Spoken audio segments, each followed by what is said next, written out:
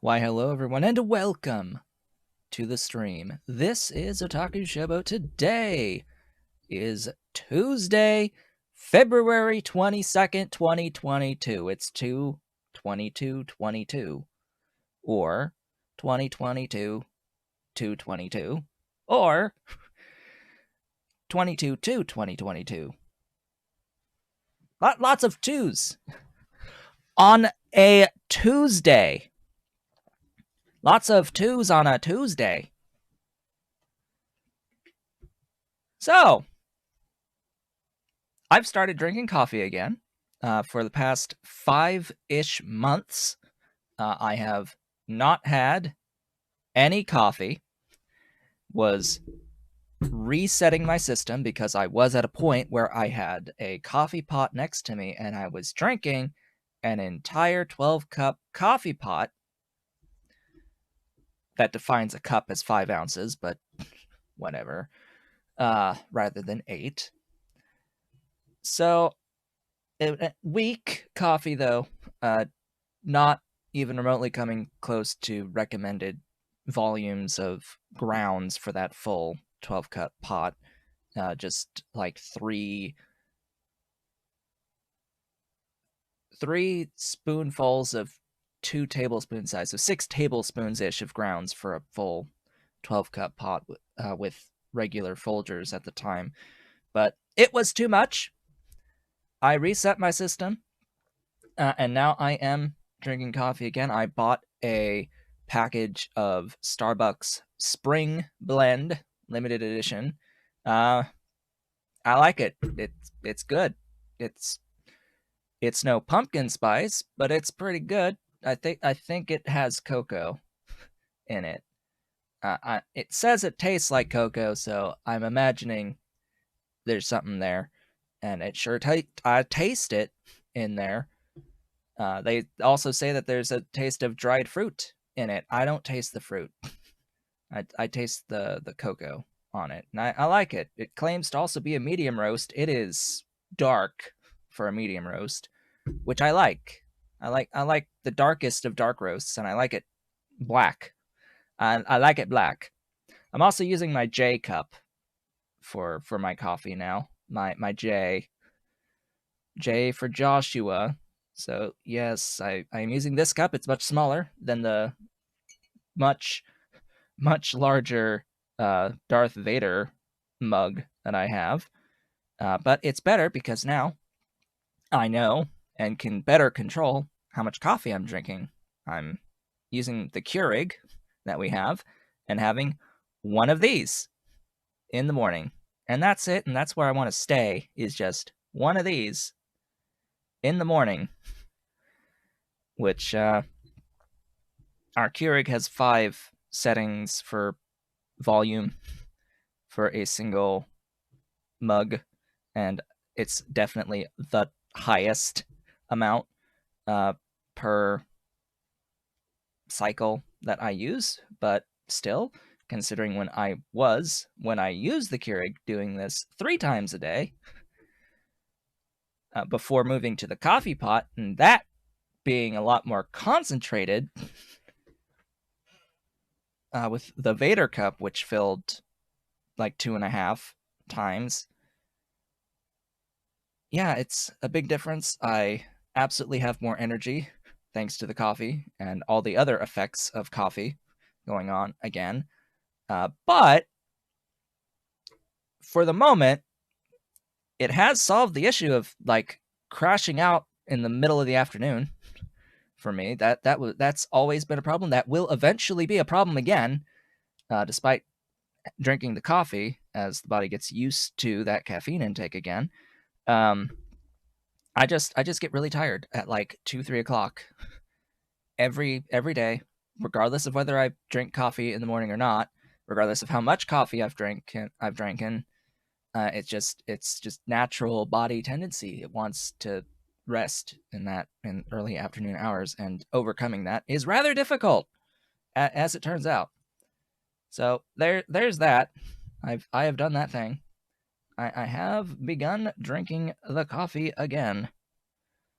So now my intro screen makes a little bit more sense. I still need to like redo this screen on the coffee flowing support by panels, because that's holdover from Twitch. We're on YouTube now. I need to say that it's in the description rather than on the panels below the player. But I think you understand what I mean by it. So Factorio. Yeah, Factorio. A game I was playing yesterday where after finishing a build, I got so tired after the build that I decided to do my taxes. Yeah, I kid you not. Yesterday I got so bored that doing my taxes seemed a better option to me than playing any of the games I own in my thousands of games library at this point, including more Factorio. So I got it done. I'm glad I don't have to worry about that anymore for another year. But hey, it's good. Now, what was I doing that made me want to do that? We'll get to that. So if you want a complete rundown of all of the stuff that I did between last time and this time, considering that the last time we met, we were in the single digits, I think, of the 400-hour mark. We were in the single digits. We're now at 452 hours, close to 453.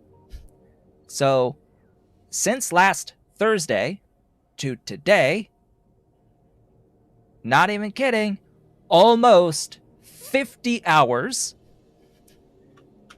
of playtime.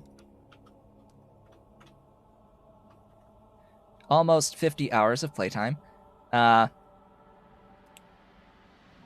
over 4,000 hours in the game now, officially recorded. That's a thing. Yeah, I did a few things. So I wrote them all down. They're all on my Discord, written out. From what I've done, it's a rather long list. So let's go through it. The last time we met, just to be clear, I set up pesticides, Mark II pesticides, wherever that lives over here. 15 per second of these Mark II pesticides. That was our main build that we did, as well as set up archods via maggots through like the Vrauk nest stuff here to go into maggots, which, by the way, the maggots actually have variations on the belt line. I didn't quite realize that, but hey, sure, we've got variations in our maggot sprites. Not the eggs, but the maggots themselves. Yes, we have some variation there. And yeah, it's just a really neat build that's very, very compact and small in terms of entity count compared to what it effectively replaces over here. I can delete all of this now. It's not even operating anymore, I think. I think I've stopped it from moving entirely at this point. So none of this is operational, and I don't need it to be. So that's what we did in the last stream. Because I had pesticides, right? Because I made pesticides, that means that I could begin to retool some of the previous plants. I haven't done all of them yet, just to be clear.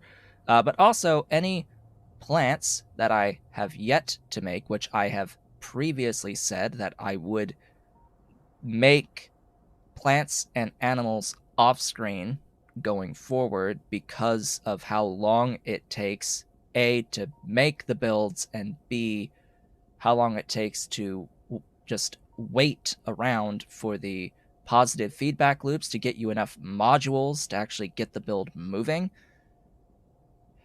The big theme here will be I've done a lot of stuff with animals between streams here. The first thing, if I can find it, in fact, I think I'll begin looking at my stations, was tufa. So over here, in this part of the base, down to the south, I have a build for tufa. It is 40 tufa plantations. This makes 15 per second of tufa through the power of the Mark II pesticides. This stuff eats up the pesticides, manure, soil, coarse fraction, biomass ash, blood meal, and the tufa seeds. Now, coarse fraction is a lot easier now for me because I had previously set up advanced casting of iron sticks. It's actually an extremely efficient way of making iron sticks. And since I have them now on the network, I'm going to be using them. And I'm going to use it primarily for the coarse fraction because otherwise it is a ton of buildings to make coarse fraction for free out of water or nothingness and power.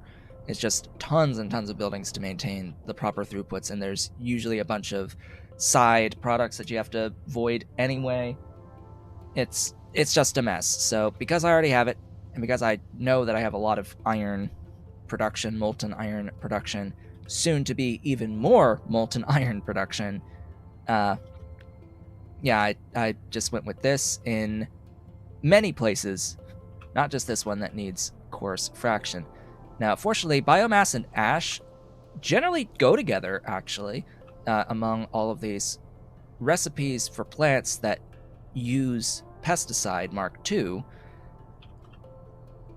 And fortunately enough, because I have a bunch of aromatics, I need even more aromatics, but because I have a bunch of aromatics, it's really easy to get the biomass, and biomass can be directly converted into ash via flue gas.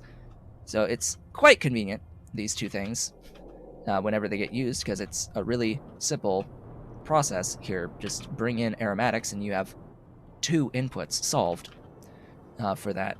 And of course nitrogen, pretty easy, as well as, oh yeah, because this does take nitrogen, as well as the manure bacteria, which I showed last time I had set up going into last stream. The manure bacteria somewheres around here, somewhere over the rainbow, right here, the manure bacteria. So that's all well and good. Since we're here, MIBC, it was pointed out that the process I was using to make the petroleum wasn't as efficient as a couple of other processes. And in fact, I am going to change this again because there is a more efficient process to make the petroleum from aromatics. So this one is making petroleum out of aromatics and hydrogen. Previously, I was doing like an olefins into light oil and petroleum gas. So yeah, I was doing this one, but this one is a better recipe that uses tin chromium alloy, and I will go to that. But this is the one that I'm using here, as Dolly decides that she wants to jump up and then walk away. So this is what I'm using for the MIBC now. The thing about MIBC, and the reason why I don't want to really use the tin chromium alloy as much for MIBC, at least not here, was that I was intending to use this for tin, because you need MIBC for tin and titanium processing up to high grade. And I didn't want this circular dependency over the rail network of needing tin to make the MIBC to make tin, more tin. because that has a tendency to die if you ever run out of tin. If you're overusing the tin, you can just get stuck. The solution, of course, to that is to just make the MIBC local to your tin and have prioritization of where the tin goes to that local MIBC first to keep the tin always moving, even if you are overusing the tin. So that's what I'm going to do, actually, is I'm going to make the MIBC for tin local to tin, and then this will be just for titanium, meaning I can switch over to this recipe just fine. There will be no circular dependency when doing titanium. Or just rip the whole thing out and do it at titanium. Anyway. So that's that. Nichrome. I am now making molten-based nichrome over at the, like, more general alloy area. This is 15 per second of nichrome out of molten chromium and molten nickel. So you may expect that in order to do that, I had to make some molten chromium and some molten nickel. So over here, I haven't done the entire chromium setup yet. I still have the other half to process. This is not going up to the highest rank of chromium processing yet, because currently I can go all the way up to this like pulp 7 for chromium to process into molten. This is simply taking the chromite sand out of grade 4 processing and processing it into molten chromium rather than directly casting it. Let's just say the difference is night and day. It's a very big difference. In fact, one of these builds, which actually processes 60 ore per second, is producing technically more than 60 plates out. It's actually slightly more than a 1-to-1 of ore to plates when taking your grade 4 into chromite sand into molten chromium. Now, remember, I have 2 of these. It was originally processing 120 ore per second. So I took the other side, and that one's making the molten. I have the molten from all of this getting overflowed onto the train network. So I've got a bunch of molten on the network. Hello, welcome. We're just going over the many things I did between streams here. And I have 2 red belts worth of actual chromium plates. And the other side of the build isn't even giving me any plates anymore. It's all just the chromite sand, 30 chromite sand per second, basically, at this point. And I know excess from here is also going into this, so, it's a lot of chromite sand being provided onto the network. Not like I'm using much of it anyway at the moment, because things have changed. And then for nickel, all the way over here, because I'm tapping into a nickel megamine, I have a bit of ore coming in. The megamine, remember, does not consume any syngas. Same for the chromium. No syngas being used to do that mining. I'm basically processing 4 red belts of ore into molten nickel. And it's giving me about 150 molten nickel per second, and all of it is going into the nichrome production. Every single bit of it goes into the nichrome production. It's a lot. It's a lot. There it is. Hello. 120 nickel ore into 150 molten nickel. That is the process that I'm currently doing on the nickel. So, outside of that, over at Aramid, I believe, if I can remember where that lives. If only I could remember. Where is the aramid? It is here. At aramid, I was making titanium tetrachloride. I have now made more of it and provided the excess onto my train network, so now I have access to titanium tetrachloride for whatever processes may need that. Also, because of various other additions to the base, there's a few things here that have changed. Nichrome. Nichrome is being brought in for making the TCl, or whatever the heck this is, terephthalonyl chloride. That means I don't need as much of the nitrogen anymore. I still need it because of the liquid nitrogen being provided onto the network from here, but much better now. Not having to worry about that. All of this, minus the nitrobenzene, can get deleted now. All of this was for the Kevlar build. Because I have ammonia provided on the network now, as well as organic solvent provided on the network now, I don't really need any of this stuff. And I now have acetone on the network now. I have a lot of acetone on the network now. In fact, if I can find it on my list, I don't remember where it went, and it's not, there it is. I in fact have 1,000 acetone per second on the network now. So the reason I set up the titanium tetrachloride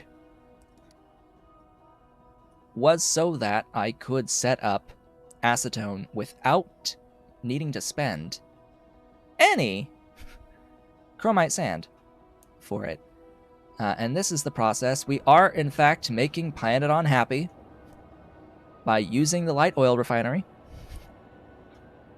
We have another excuse to use the light oil refinery. There we go. It's going.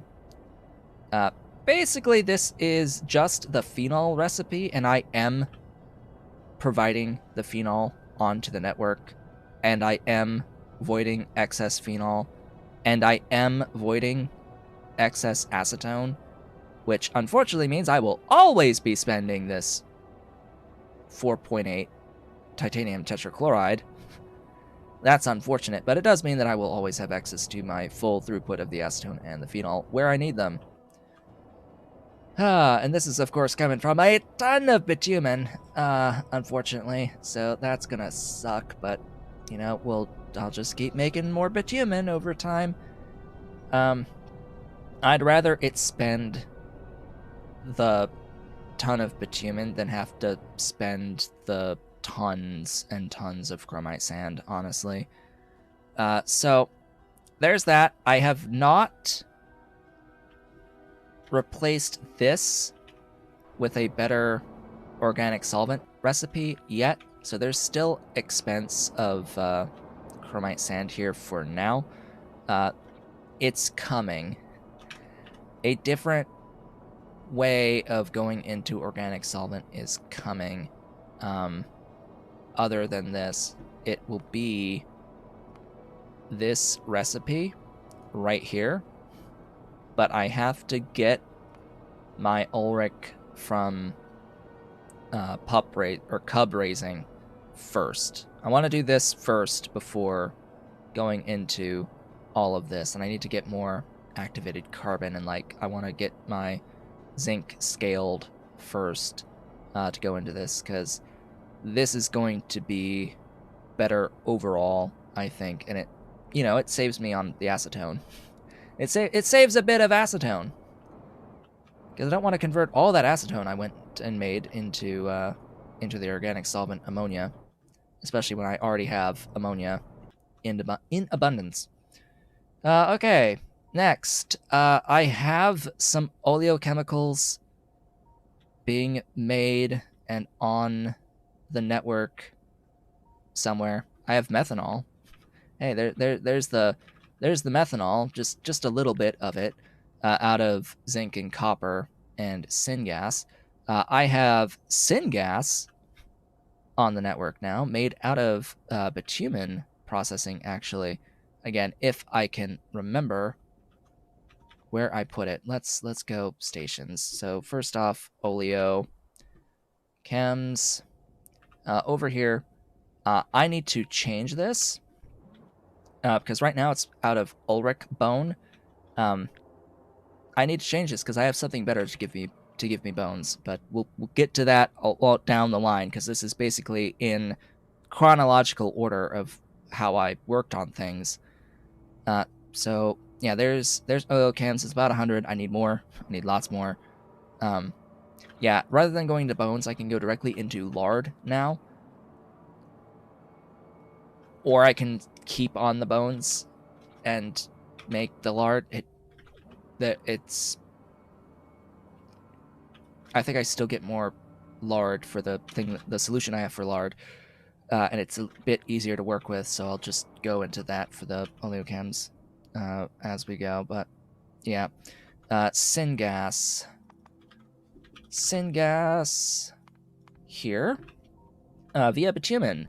So syngas via bitumen requires steam cracking bitumen with oxygen into a dirty syngas. The dirty syngas gets processed into purified syngas with a bit of expense here of the filtration media, and then that gets like washed in a wet scrubber into hot syngas, and then a heat exchanger takes in the hot syngas with water, produces syngas, and happens to produce exactly enough steam to loop back and keep the system going. This is actually a steam neutral setup. So I decided I'd just go with it rather than, vent the steam at the end and keep making steam at the beginning. You just need a seed amount of steam, and that's why this tank is here. And it should just work. It should just work. And I've got full thing of syngas. This is, I think, 1,000. This is 1,000 syngas per second out of how much? Out of 200 bitumen, which is less bitumen than if I were to do 1,000 through the way that I was doing it before, through the coal gas to syngas. This is 325 versus 200. But it costs a half of a filtration media. And I think I'm okay spending a half of a filtration media per second to get 1,000 syngas. Okay? I think I'm okay spending one half of one filtration media to get 1,000 syngas out. I don't know about you, but at this point in the game, I think that's an okay trade to make. So from there, we've got Z3 reagent. This is another one of those products that is exclusively used in high-grade processing. This particular one gets used in high-grade lead and is the only thing that uses phosphorus acid. It is the only thing that uses phosphorus acid outside of going into phosphine and phosphoric acid. And this is exclusively used in lead processing. But it's fairly big, so I decided I'm going to have it here rather than when I do lead processing locally. Which I have done, by the way. Because this stuff is used for both lead and for silver. Eventually, just for silver, because of Cemex, which we're going to work on today. and do digestion stuff with Cemex, but we'll get to that. This is making, I think, 300 per second of Z3 reagent, or Z3 reagent, or however the heck you want to call it. It looks a bit of a mess, but again, it's similar concept. It's got some pure sand. It needs pure sand. It needs syngas, which is being brought in by the train network. It needs ash, and it needs the crushed phosphate. Now, I have infinity phosphates, rocks, from the big phosphate mines, from the mega mine. So that's fine. Nearly infinite on this without needing to spend any syngas on it. So just crush that, void the stone out of it. The ash, of course, can come from biomass, from acetone. So that's all of this. Gives me flue gas, gives me ash, and then pure sand through the normal way that I tend to make pure sand / tailings, usually. It's usually I build this for the tailings rather than the pure sand, but this time I needed the sand. We also need some propene, which spends a bit of lead. Yes, I understand that this is technically another instance of circular dependency, where you need lead to make high-grade lead from the propene. There are other ways of getting propene as a way around that. Could get propene out of gas bladders instead at this point in the game. But we're going to do Simik lead, because the Simik molten lead actually gives you more molten lead than sintering lead does. I did that. I looked that up. I did that math. The Simik processing of lead into molten lead gives you more molten lead than sintering does. Like, the fuck? Sintering 30 lead ore gives you 209 molten, and having your Cemex digest it gives you 300. Duh! So there's not going to be a circular dependency here at all. But it's still going to get used because I still need to make silver, and I will not be doing silver digestion. I will not be doing silver digestion. We get an option at the very end, actually, at like utility science, the last Simik digestion upgrade. I believe that there are 3 more digestion upgrades. I wish it was just Simik. Yeah, so there's a 4, 5, and a 6. 4 gives us... Gosh, I wish it would tell me here which options there are. 4 is the one where we're going to take lead. Let me look at my post on my Discord, which, by the way, lately I've been having an awful time with like DNS lookup stuff. There's this lag time for stuff to load, but it doesn't affect download rate or upload rate. It's just, it's taking a while for stuff to connect lately. And it seems to have started after doing a Windows update, so thanks, Windows 11. I think you screwed up your the encrypted DNS stuff, because I've changed from the Cloudflare DNS to the Google DNS, and it's still happening. So, like, the only thing that stayed the same was the encryption only setup for my settings. It's like, yeah. So at Tech 4, you get a choice between zinc nickel and lead, I am absolutely going to pick lead, knowing that the direct molten lead gives you a lot more molten lead than sintering. Previously, I was thinking of going zinc concentrate because it saves a bunch of stuff and steps, but the lead one saves the entire lead processing chain for making lead. Tech 5 gives a choice between titanium, niobium, and nexylate, of which it gives you high-grade titanium directly.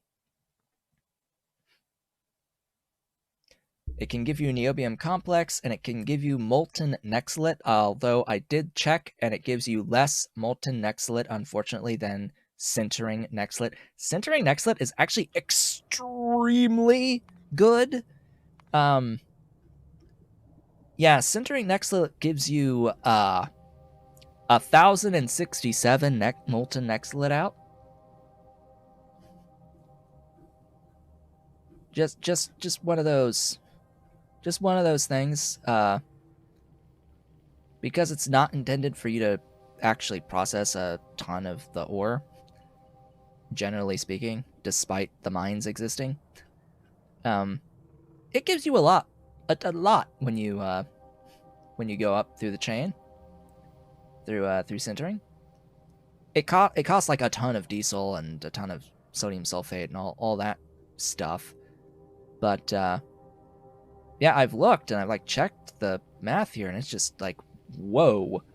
It's just like whoa on everything. Good luck getting 1,000 glycerol and 3,000 syngas and 80 sodium chlorate to go that far in the processing line.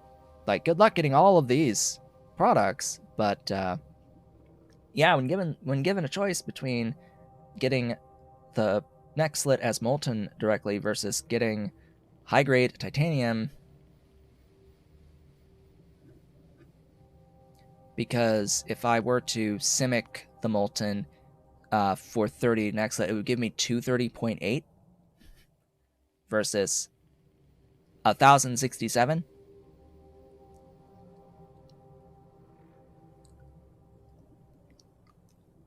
All right, I'll admit that after really looking at all the inputs that you're saving, I am leaning more towards the nexylate at this point. But the point I was trying to make was that at level 6 of Simik Digestion, you're given the option between uranium, gold, and silver. Unfortunately, it's utility science. The uranium gives you 70% uranium powder directly. Gold one gives you gold concentrate, which still needs to be processed into gold plates. And then the silver one gives you high-grade silver directly.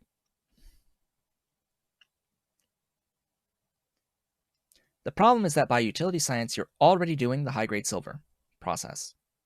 More than likely. That's something that you are already doing. Yes, you need a lot of silver. And you're already doing the 70% uranium powder processing. But at utility science, you also now need to make yellow cake, which is the same 70% uranium processing with more steps added on. And it does not continue from the 70% powder, it continues from the 70% fluid concentrate. So while the Simik processing for the uranium 70% does not give you an item that can be further processed, it does mean that you can convert all of your existing 70% processing into yellow cake. And use the Cemex for all of your 70% powder needs at that point. So obviously, I'm going to go with the uranium at that stage. We just need to get to that stage. That's the only problem. So continuing on from that discussion, where were we? Oh yes. We were talking about the Z3. The Z3, yeah, it needs the carbonyl sulfide, which we've made for rayon before. High grade silver. High grade silver exists now. Um, yeah, times 3, but not all 3 are operating. Maybe looks like they are, but I don't think I have the oleochems for all of it. This gives like 28 point something silver per second. 28 point something. I need a lot of silver because I plan on my animals being pup-raised animals, and the majority of animals using pup raising is going to need a lot of fetal serum. Fetal serum requires a not insignificant amount of silver. Therefore, must have more silver. Must have lots of silver.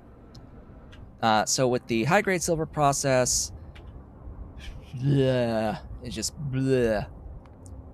Which one of these is high-grade silver? You are not high-grade silver. Where is this one? High-grade silver. Processing 90 lead ore. Everything up to the lead dust is the same to what we had done before. The dust gets hydroclassified with some cyanic acid into refined dust 1, which gets ball milled into refined dust 2, which gets screened into refined dust 3, which goes into flotation cells with a bunch of oleochems and Z3 reagent into a solution, stage 1, a silver lead solution, stage 1. This pulp that was a byproduct of making the refined lead dust, this silver lead zinc pulp, gets processed with soda ash regeneration solution, which I also now have on the network, into a pulp stage 2, add even more Z3 reagent to get into additional additional solution stage 1, so now both of these are solution 1. That solution 1, add lime to get solution 2 and 3. The 2, add water to make 3 in thickener. You then take all that stage 3, filter it with some filtration media into a concentrate, solid separate the concentrate into silver. This is where you split between lead or silver. You can pick here whether you want high-grade lead versus high-grade silver.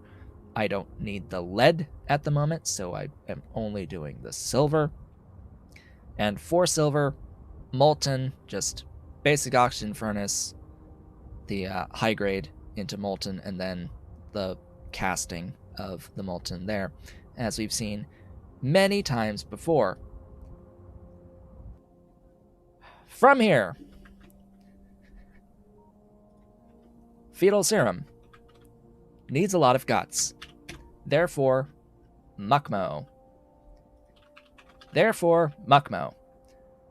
Muckmo is the best thing for guts. The best way to produce guts.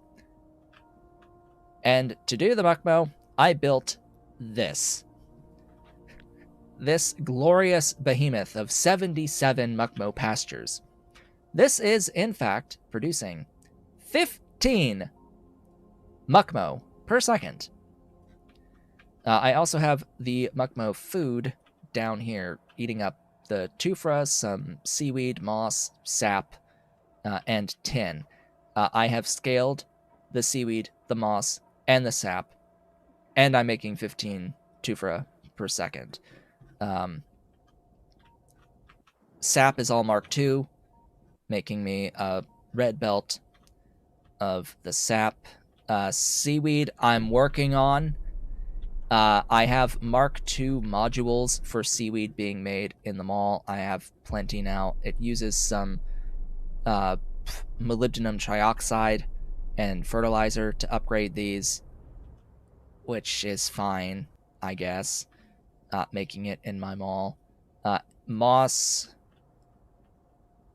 I have switched the moss recipe from the stone recipe to the limestone coarse fraction, remembering that I now have the sticks to spend. And I'm making a bit more than previously. 4 red belts of moss. Just a bit more. Just a bit more. And these 4 red belts of moss ends up using only slightly more CO2 than however much I had before, like 75, I think, or 45, I think it was 45 previously. So at Muckmo here, we've got uncaging, because I tend to do uncaging. We have a net plus 5.3 cages, of course, because of the power of productivity.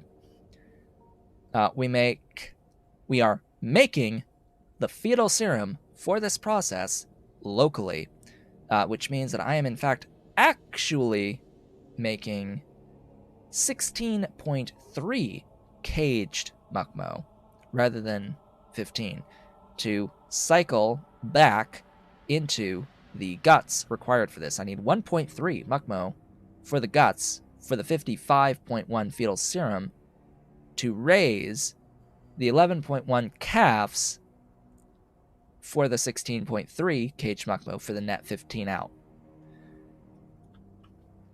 This removes any chance of a circular dependency failing, because I have output priority into the guts here on this fetal serum, which, yeah, you may have noticed, this uses 1.7 silver just to make 50 fetal serum and like 0.9 glassware. It adds up when I need this much for one build. So now I have plenty of Muckmo. The Muckmo are going to be used for guts and for blood. Yeah, guts and blood. I still need to do the Augs for meat.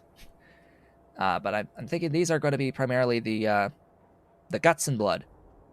And manure, eventually, I think. Depends on how much more food I end up making.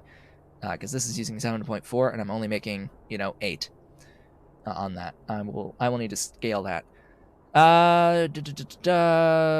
This also uses bedding, does it not? This uses 7.4 bedding, which means that in order to do that, I had to scale up. In order to maintain that, I had to scale up the Yotoi and the Grodd and the bedding production. Now, the Grodd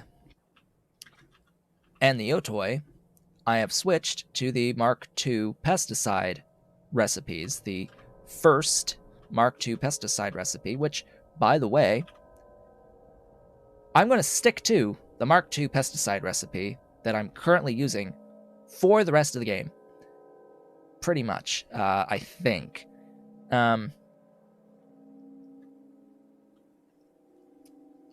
Especially with Grodd. The scale here is fine for me. I don't see the need to further reduce the building counts on the production for the Grodd and for the Yotoi. But if these look anywhere similar to tufa, that's because they are needing like soil, needing biomass, ash, the pesticides, blood meal, in this case soil, stone, and limestone, and in this case needing sand, limestone rather than the stone. Yeah, they're all very similar. I'm using Mark II buildings now as well to help reduce scale, but yeah, this is making like 15 of these things, if not more. Actually, I think this is 30. Hold up. Yotoi aloe. Yeah, I'm making 30 Yotoi aloe off of those 14. And 30 fruit off of 14, 30 aloe off of 19. And for the Grodd, if I can find the Grodd, where is the Grodd? Grodd, where are you? Why can I not find you? Anytime. I don't know. The Grodd is similar. Similar situation. making a ton. Which means that the bedding, again, if I can find the bedding around here, where'd the bedding go? I may have adjusted the original recipe. Yes, I have. Bedding, I now have, remember from last time, Vrauk in abundance. So I can actually get the formic acid for this, which gives me significantly more bedding out than previously. So now the bedding looks like this, making the leaves from the aloe, making wood from the logs, making fiber from kickalk, and making the dried grod from grod, and of course slaughtering Vrauk for the formic acid. And that makes 30 bedding per second. I will need more as time goes on, but for now, that is just the way of things. And that led to the Muckmo, of course, operating at the full rate. From there, I sidetracked and I scaled up my Corlex milk by using Mark II buildings, as well as switching to a tech upgraded recipe. I think this is the same recipe as before, I believe. For my Muckmo milk, it's just that it's double the output because of tech upgrades, and it did not, King Arthur, automatically switch the existing recipe to the updated recipe like it was supposed to. Ahem. Yeah, just to make that clear, there's a tech that upgrades the milk that I have, this biopolymer milking clusters. It gives you this B recipe. These recipes are supposed to replace the existing recipes, but they don't. I believe they lock the previous recipes just fine, but they don't replace any active buildings with them. At the very least, not ones that have been placed with nanobots. Ahem. So, this is making like 100-ish or whatever milk per second at this point. More than previously is the point there. From there, fetal serum. The fetalist of serum has been scaled thanks to the power of the extra Muckmo now. Just a little bit of gut production in here to get into what is effectively 250 fetal serum per second for the moment. And I will need more. Where is fetal serum on this mess of icons? Here. Fetal serum. This is the build. 26 biofactories, 64 slaughterhouses, and 2 automated factories. To make 250. This uses 9.3 silver plates.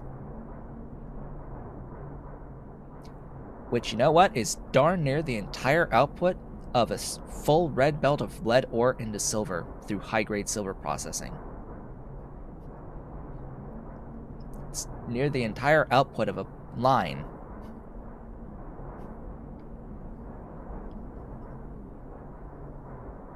Fairly expensive stuff, but it's well worth it to do pup raising on your animals. It's very worth it. I am not going to cry about having to scale up the silver and the Muckmo again and all of the stuff involved in that. I'm not going to cry about it because it's just so good. It's so good.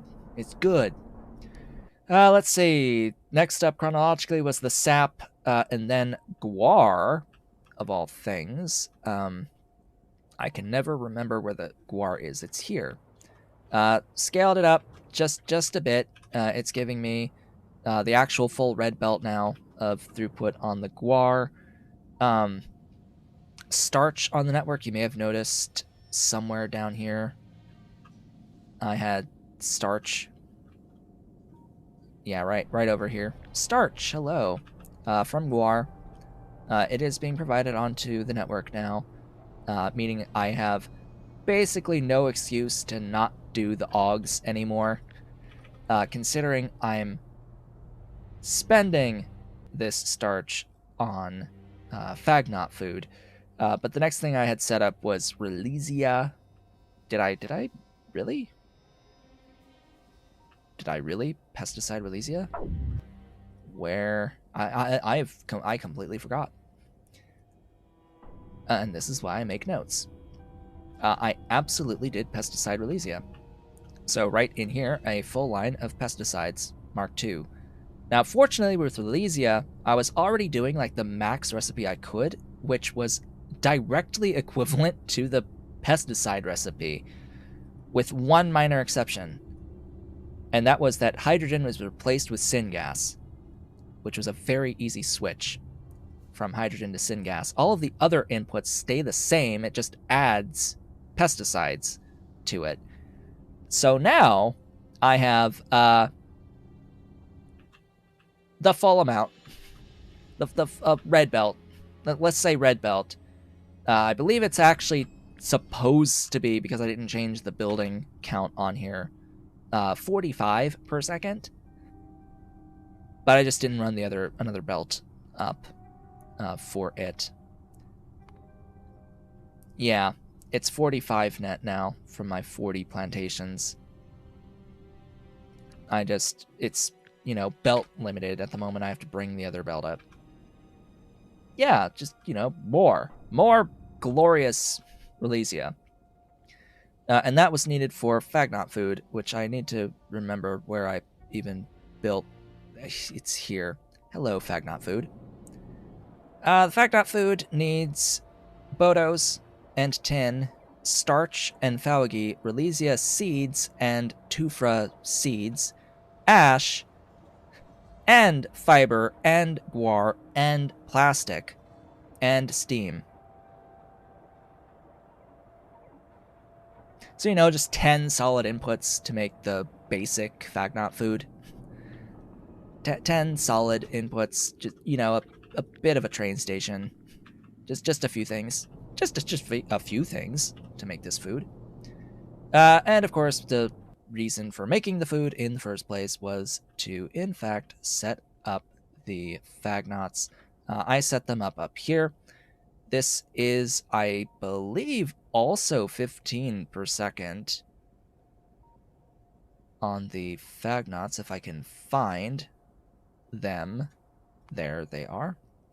It's 7.5. There we go. So here, 7.5 uses 26.8 of my fetal serum. A little bit more than a tenth of the production going into this. 77 corrals exactly, making the pups, or the cubs in this case. These are Fagnot cubs, because somehow giraffes are cubs when they are babies. Uses 1.4 bedding and 2.7 food. Very, very basic of recipes. And for the cubs, this is going to stay this way, because across animals, a trend that I've noticed is that the only thing that changes with more advanced cub recipes is the time that it takes to produce the cub. It doesn't give you more cubs to do more advanced cub recipes. The only exception is when we get access to pheromones. There then becomes a pheromone equivalent to every recipe that doesn't have the pheromones in it, including this basic recipe. So there is a recipe that will give, I think these give 3 normally, that gives 5 cubs by adding pheromones as one ingredient. And it was the same for Mukmo as well, and it's the same for the vast majority of the animals that have cubs that you raise, which is why I have left space to add pheromones in every single animal build that I've done thus far, that I've talked about thus far. every single animal build that I've talked about thus far, aka Mukmo, and now Fagnots, has the spacing to add pheromones later. These are the solution to bones. I didn't just make these to get gas bladders. In fact, I may not use them for gas bladders. I am absolutely going to use them to slaughter them in for bones, because these are the best bone output creature of the creatures. So, same setup as before, just creature chambers with fetal serum and yada yada. It's all similar now. It all looks the same, just a different creature with slightly different ingredients. From there is when I had officially done the Mark II seaweed production and started upgrading all of this. Basically, that will double the output here. I already have doubled the limestone production. That's all ready to go. That would take me from 90 seaweed to 180 seaweed. I just have to go over and finish plopping in the remaining Mark II modules into all of these buildings. Yeah, that'll give me a lot of seaweed production. But I need infinity seaweed production, so I may need to actually copy this whole thing and paste it somewhere else to double it again. From there, I did dedicated moondrop, as you may have noticed when cycling about the place. Over here, we have pesticide-based moondrop now. This is net 30 out on the moondrop as moondrop, not going into any additional methane or any of that. I'm still maintaining the overflow from over here as well. It's just, 30 more moondrop. Why? Because moondrop is an ingredient for another food type as we go along. So I needed it. So we are processing manure with the pesticides, as well as soil and biomass. And flue gas. Not ash this time, but flue gas. So simple aromatics into the biomass and flue gas. And, soil is soil. And the seeds. Very, very, very simple. It's 48 of these buildings with this particular recipe. From there, I scaled my logs. Remember, originally I had a very massive build that gave me 15 logs per second net out. I have now doubled that to 30 by using Mark II infrastructure. As well as, a bit more logical placement of buildings. A bit better placement of buildings. Yeah, rather than single lines going all the way down, I've done double lines for the most part. Oh yeah, I forgot I did this. Oh my goodness. Have I copied this? Have I blueprinted? I have blueprinted, so I don't need you. Yeah, I made a more compact version of my, like pure sand / tailings build. It's one tile shorter. Just one tile shorter, but that's all it needed to be, and that saves actually a ton of space when you're talking about needing, in some cases, 20 plus of these in a line. Saving that little one tile gap adds up, makes a difference as you go. So yeah, that's making stuff and things. Or did it die?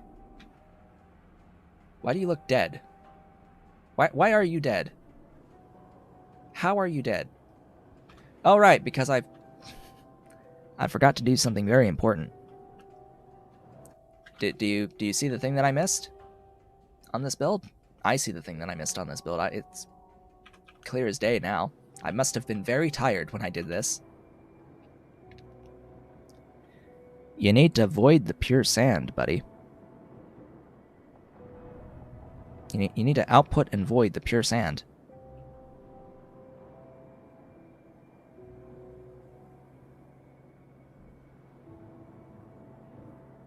Well, that'll have to be a thing that I do later. Note to self. Void the freaking pure sand in logs. Done. Note to self, to-do list on the side. From there, stone wool. Stone in a new stone patch, by the way. Stone. Infinity stone. Ahem.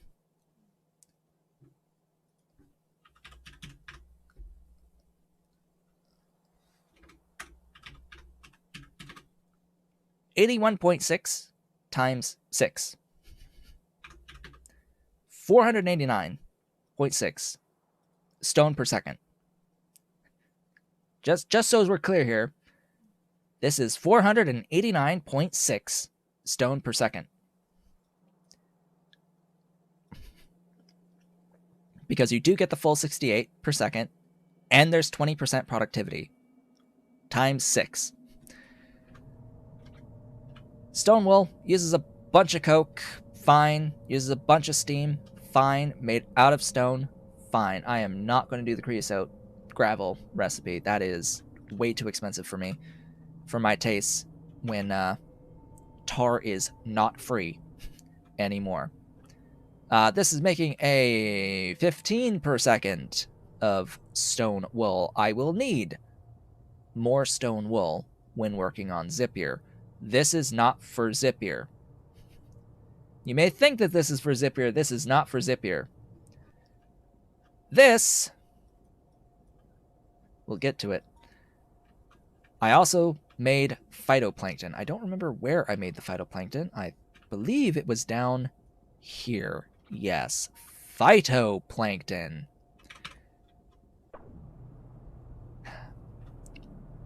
These are basically made from one ingredient brought in by train, but I decided to do this on its own factory because of the scale involved with it to make a bunch of phytoplankton. It's flue gas and water to make phytoplankton, but the flue gas is going to come from biomass. You could cycle the phytoplankton to make biomass and just make it out of nothing, because you can spend phytoplankton on the biomass on the flue gas for more phytoplankton, but it does bloat the build with more phytoplankton farms, so we're just making it with aromatics, making this biomass with aromatics here. Times a lot. Each one of these is 80 per second. 80 per second times 6. So 480 per second of phytoplankton here. I needed phytoplankton to upgrade my sea sponges, which are still, which are actually backed up, which is great. They're backed up now. They're still going to be limited by Zogna primarily, and I have not. I believe I have not built this with the Mark II buildings in mind. I did put in the Mark II buildings, but I do need more bioreactors to make the sponge sprouts. More sponge sprouts, because that's what this is limited by. Only about half of this will function at the moment, but this makes more than 8 per second now, because it is using the phytoplankton recipe for the sea sponges. So way more sea sponge production at the moment, and all of this was to make Simik. But because Simik is going to be our topic for the day, I'll hold off a moment on talking about that and say that my project right before the stream today was making grease. And the thing that made that a lot easier was that I have made trits as my lard solution. So trits This is making 5 trits per second out of, 133 artificial reefs, or pressurized reefs, excuse me. Just to get 5 is 133 of these buildings for the trits. Brings in saline. I have infinity saline. Makes wastewater that I could process, but whatever. Lots of wood, which is why I scaled the logs. Because it needs a lot of wood seeds. It also needs a lot of seaweed, and it needs a lot of moondrop, aka why I've been scaling wood, seaweed, and moondrop. It's all used on trit production in here. A lot of it is used on the trit production, and that is here. Just nearly a red belt of seaweed and 9 moondrop. Like, wow, and 5.8 logs per second for this. Only 17.9 fetal serum, because we're only making 5 rather than, 15. And I will need more of these if I plan on using these as my only way of making lard going forward. And I need lard for making grease, which I have here. 100 grease I am now making somewhere. Trains, stations, grease. There you are. 100 grease per second. Processing trits. Fortunately, with the trits, we don't have to worry about cages. They don't deal with cages at all as an aquatic creature. So, makes it nice and simple. Send them in, get lard out. Add in Nexlet, a not insignificant amount of Nexlet at half of my trit production to make 100 grease, and a not insignificant amount of aromatics as well to make the lubricant on here. But yeah, that is the grease, and that is the trits. So we have Fagnots, Muckmo, trits,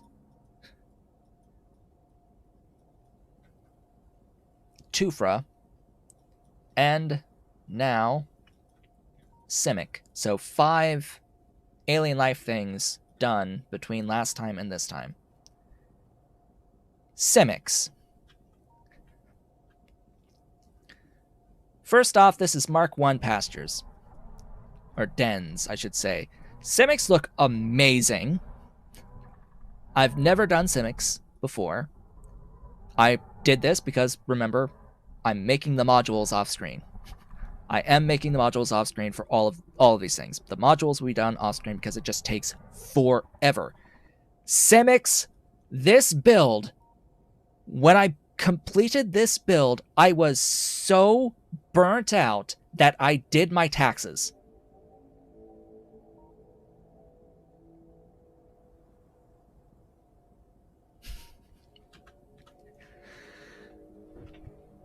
I was so burnt out after finishing this build that I literally did my taxes. Because I found that to be more engaging than continuing to do anything in here. Yes, that is lava in the pens. That is very cartoony lava. It's very cartoony, this particular segment of the animation of the lava. This looks better. This spewing looks a bit better. This just looks like cartoon animation here. Still, I really like the creatures with their really, really long tails. And this is what we're going to be working with today.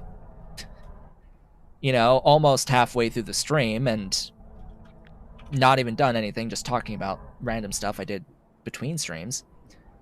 These guys, in order to make the actual creatures themselves, the modules for these, they consume oleochemical barreling, I should say. So I have to make oleochemicals. That's simply aromatics. It's just aromatics.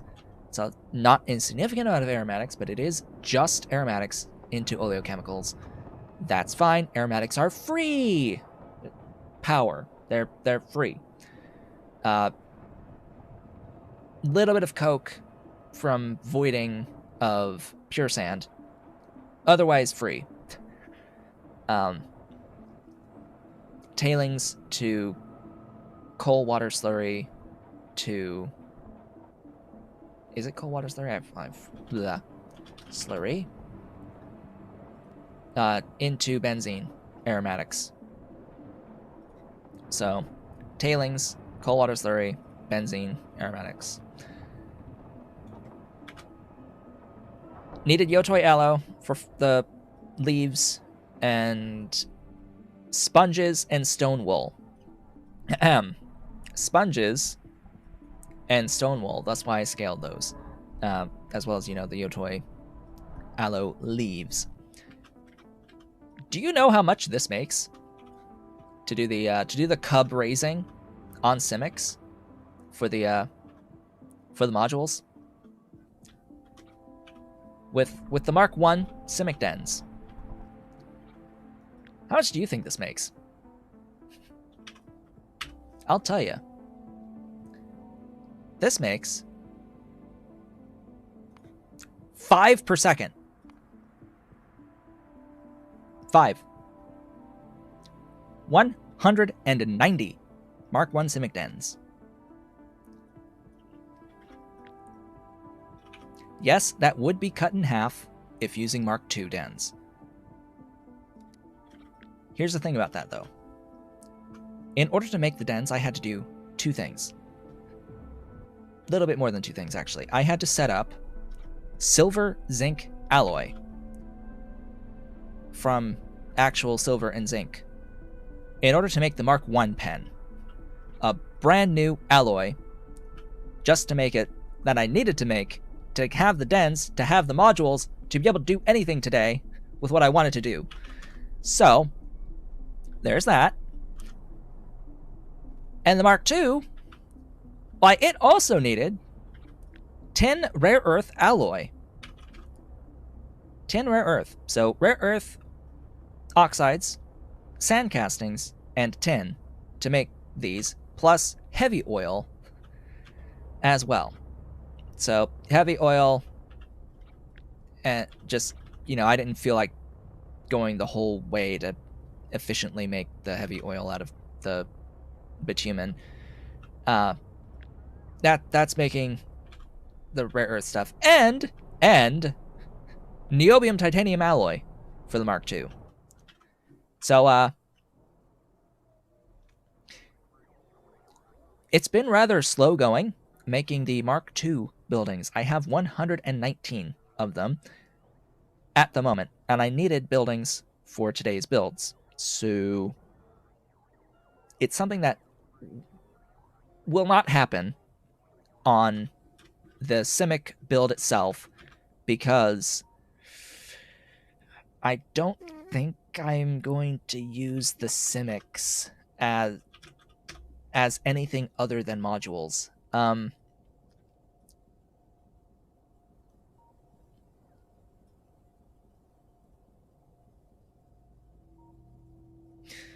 The only thing Cemex really have going for them, unless I really need, I will probably need this keratin. Oof, antivirals.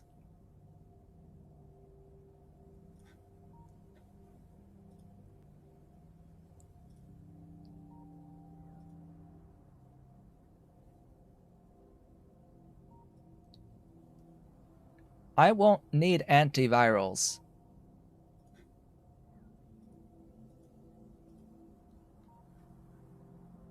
Not with the way that I'm doing things, right?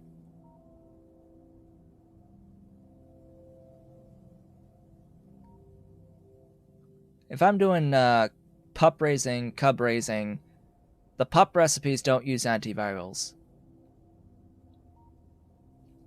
They're pheromones that I need for those. And then there's resveratrol and growth factor for the raising of the pups to, you know, double your pups into adults. So,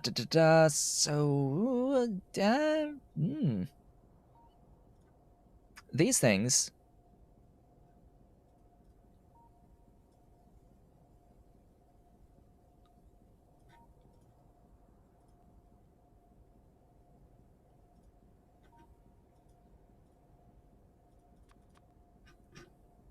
Hmm.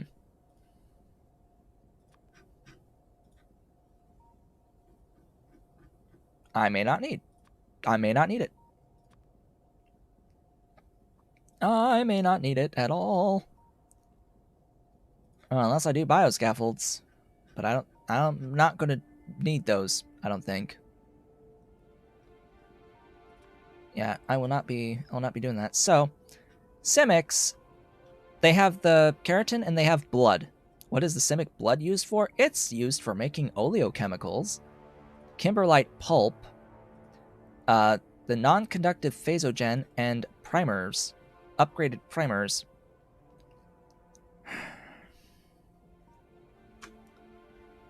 Yeah, I'm gonna have to upgrade these, don't I?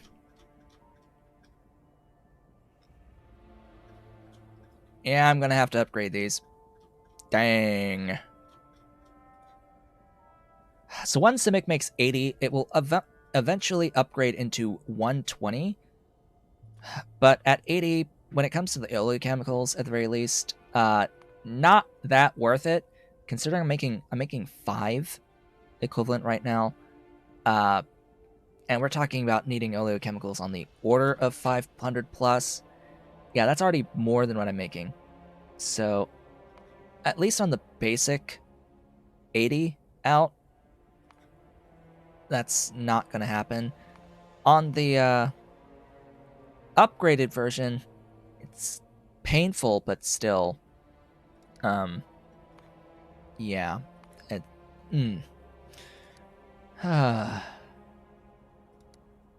I don't think I like it for oleochems, and there's primers that they can get used for to triple my primer output. So I will rather use it for that. That being said, digestion. We're about halfway through the stream, and we're now starting digestion. Currently, I have 3 things that we can use Cemex to skip specific ore processing phases for. That is for unslimed iron production. That is for molybdenum disulfide production, and that is for crystallized sodium aluminate production. And I do have the Mark IIs for all of these thingy-ma-boppers. Thingy-ma-doodads, ma-doohickeys. Where do I have the unslimed iron via Cemex?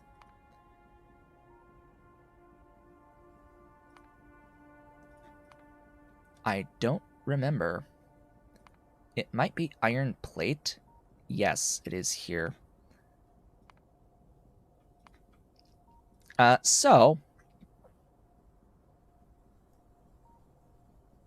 it is convenient that the way that I've done this is 30 iron makes 90 plates or 120 molten because of all the unslimed iron that we get. It is fantastic.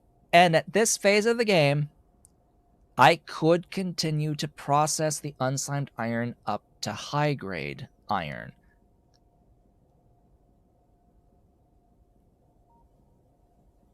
It's likely going to save me some borax. I don't remember if it does, though, to do that.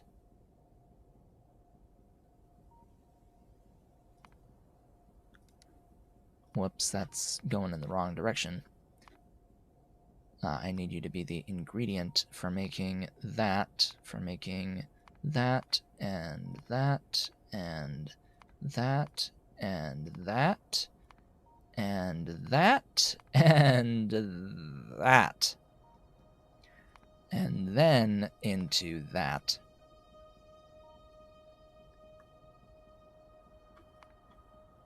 Really, Matrix Solver? You don't want to do that over this? Interesting. So 120.1 from 3. All right. Ooh, gosh. Hello. Flip you around 30.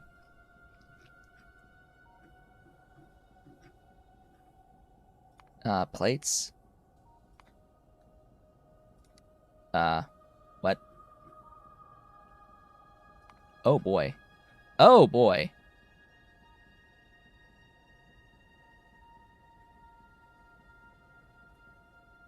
Oh boy. Certain problems with this though. I don't want to spend the oleochemicals or the xylenol to process that because if we look at it the other way without having to do any of those steps, it's like I don't have to care about the ore so much, and the actual number of Simik dens is really small, so is fine not doing high grade processing here. I'm going to flip that back, get rid of all of those, and just send you to cast back to 90. So that's one part of this. This is another part of this, and then this is the third part of this. I want to do all of these. I won't do all of them together. What we're going to do together today, primarily, is Moly.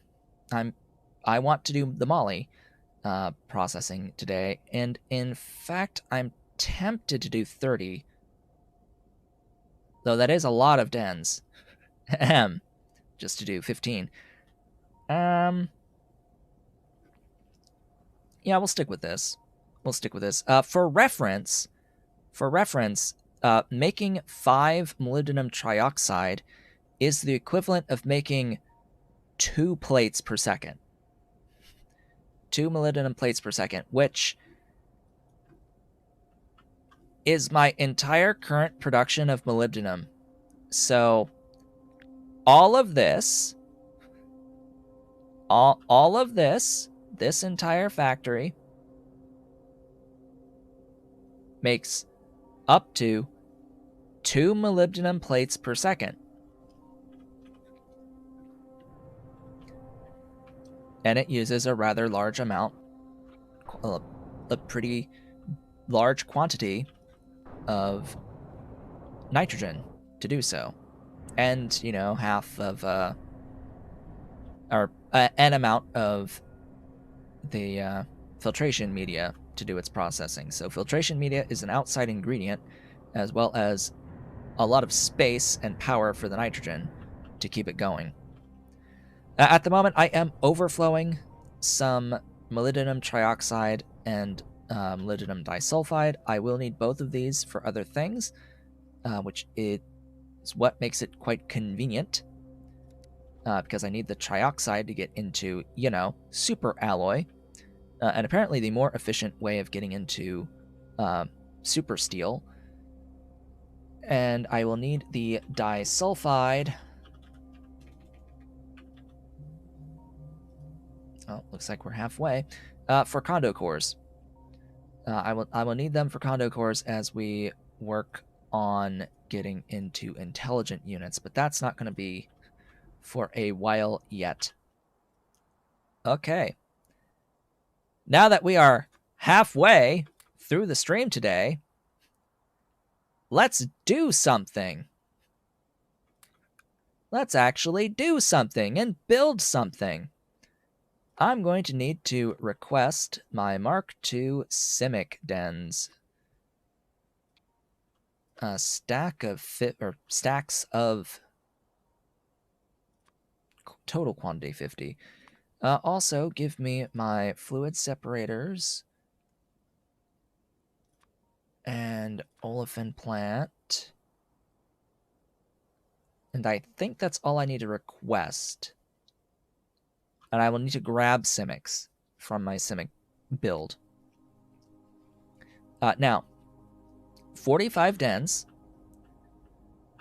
is... yeah, about yay big. It's yeah, it's about that big.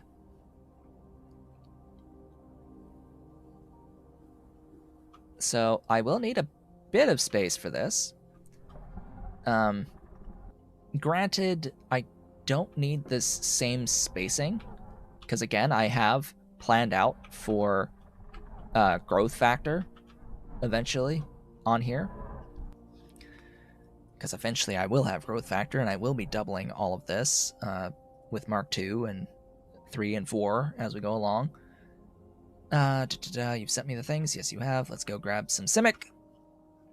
Let's go grab a few modules. I have, 90,000 modules plus at the moment. Just a few. And it is 10 each, so I need 450 at least, so 2 stacks is fine. Stack size is 300. And away we shall go. Hello, Ollie. Getting up. And then where shall we build it is the next very important question. Where will we do this? 1, 2. Congrats. Thank you for this beautiful Simik. With a beautiful Simik. Where?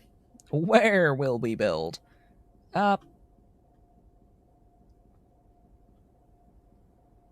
Hello. Yes, it has been a while.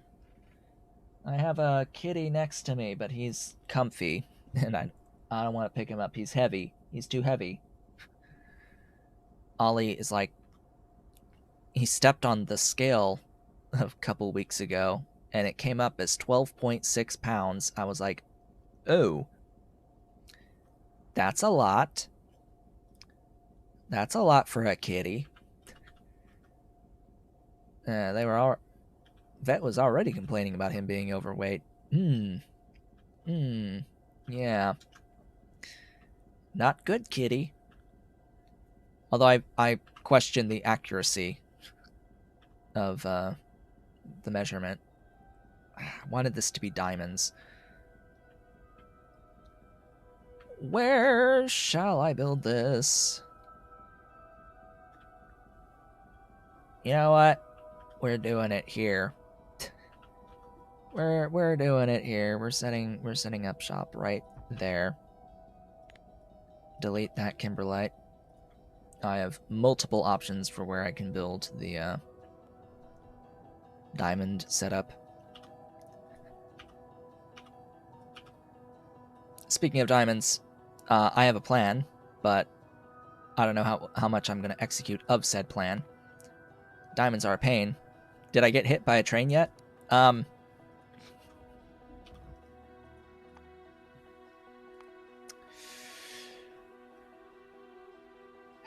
6 times.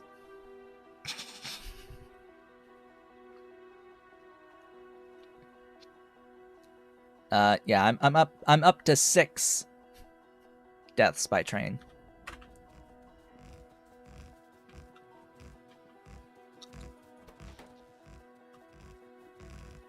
Expect me to die at least once between every stream, if not during every stream going forward, because my god, I hate that they're fast.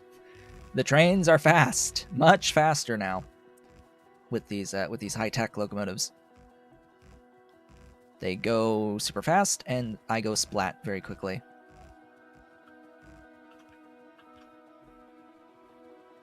I have been splatted many times.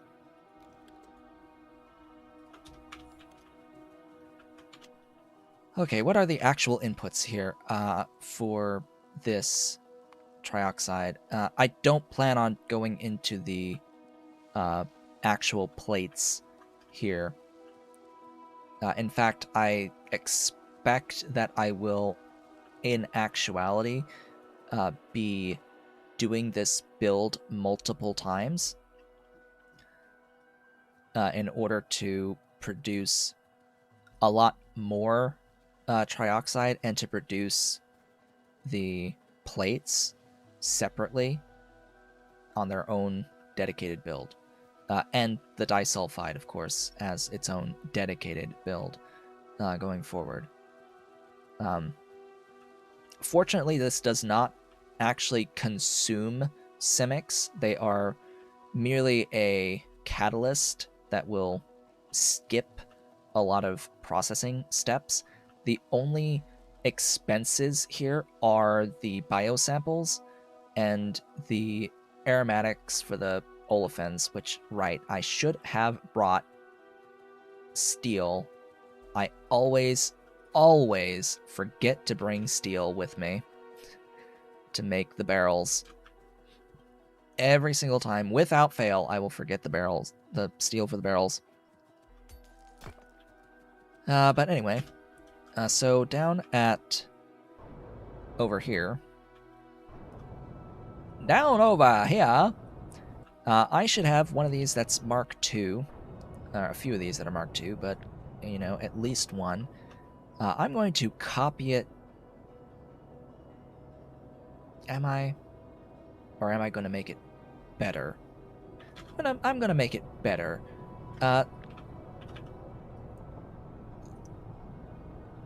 Yeah, I'm going to take this part of it, though, because this is still fine. I'm probably going to mirror as well this this setup, and I need to run an upgrade planner over this.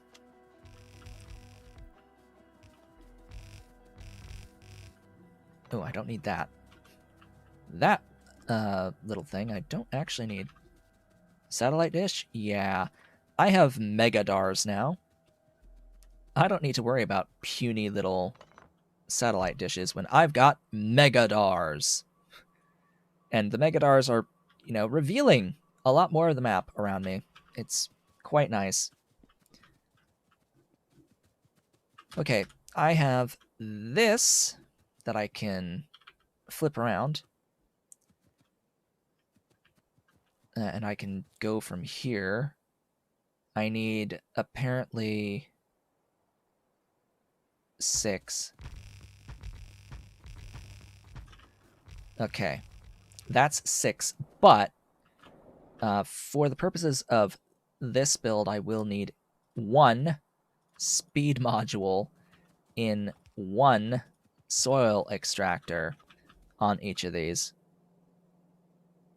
Is that a new mod, Megadars? No, this comes with Pi. Megadars come with Pyandons. They're part of Pi industry. Yeah, they're part of the industry items. Megadars, steel engine units, complex circuit boards, and small parts. It is a Pi Science chemical science tech, though, to unlock them.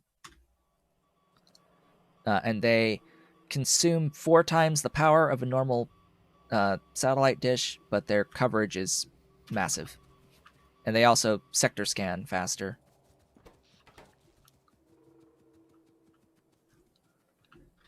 These should be closer. But I'll fit in the voiding. So I have 6.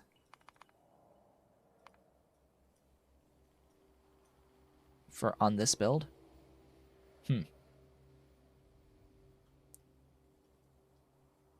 And that makes how many tailings? To produce 171.5 aromatics? Alright, fine. So I have to deal with 23.6 pure sand, which is fine by me.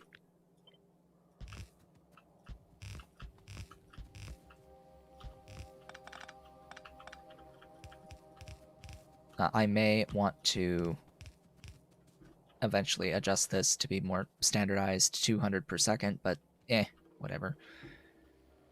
Give me this. I'm going to paste you right here, run an upgrade planner,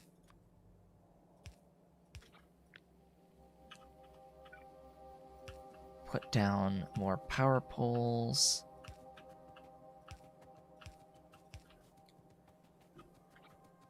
This voids 6.66.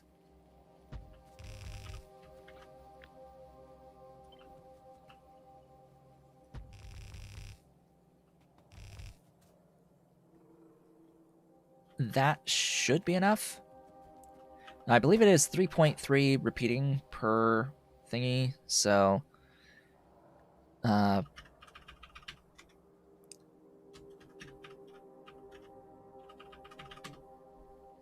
yeah. As long as I did that 4 times, we should be good. Pasted that build down 4 times, I should say. And then I'm gonna cut this and just move it over a bit. Just move it over a little bit to about there. Trim that. Because I do need to connect the tailings, all of the tailings together. Somewhere. It doesn't matter where. In fact, it could be right here. There's actually sufficient spacing to connect everything here. And that connects all of the tailings outputs.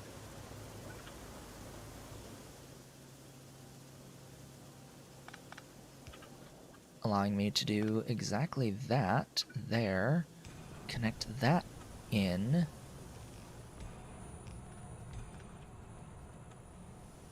And that should be that. Why are you not... because you had some tailings in the system, that's fine. There you go. Vent the benzene.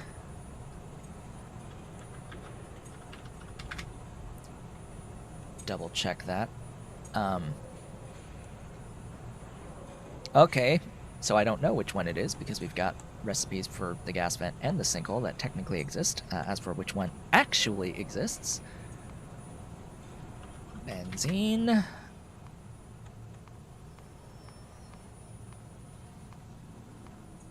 Oh, it doesn't tell me. You don't tell me. Well, fine, be that way. I thought the void recipes were in here. Apparently not. Apparently not. Well, fine, be that way. I want you for your aromatics anyway. But this is actually a quite convenient little build that I will absolutely steal for later. You know, it would help if I actually, you know, connected that part at the very least. From here, it is just provide some coke or whatever fuel source. Heck, I could give it fuel rods. Request coke at Moo32. At Moo32. Let there be coke. Glorious, beautiful, wonderful coke. Heck, you can give them frickin' Mark V fuel rods. Ah, glorious stuffs. You can even give them nuclear fuel. Ah, boy. So that covers that part. All this goes into one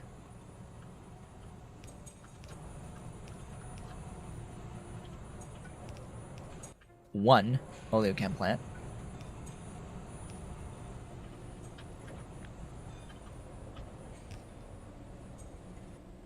You can actually process up to 180.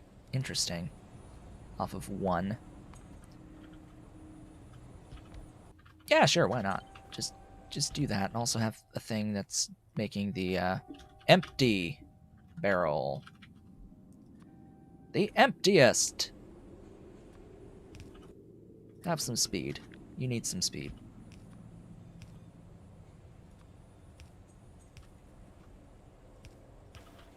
Ta-da! So that solves the water part of the build. Now for the dens. Oh, glorious dens.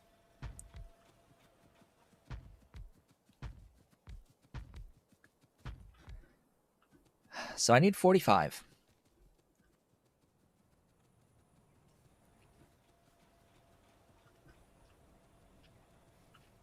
So I need 45.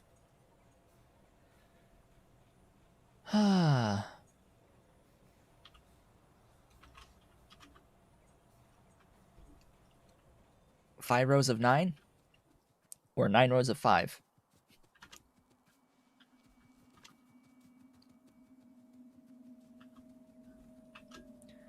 I think we're going to have 5 rows of 9. Oh, by the way, just so we're clear on this,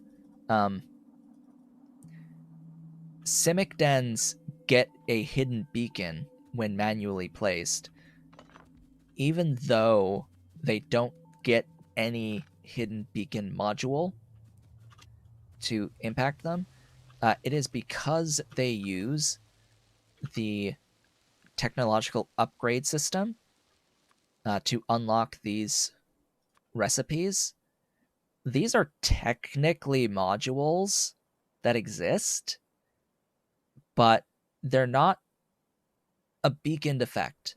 They exist as modules just so that it can use this system to unlock the requisite recipes, to put the recipes behind a choice-based unlock system.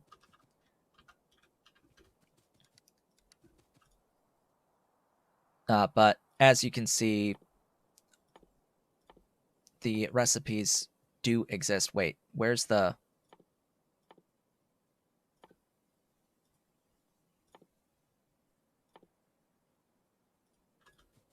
Excuse me?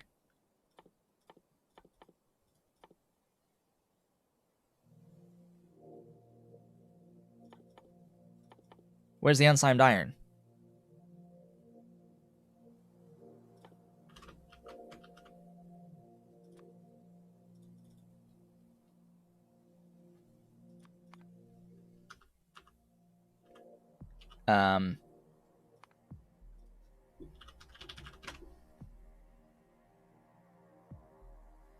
Why are you locked?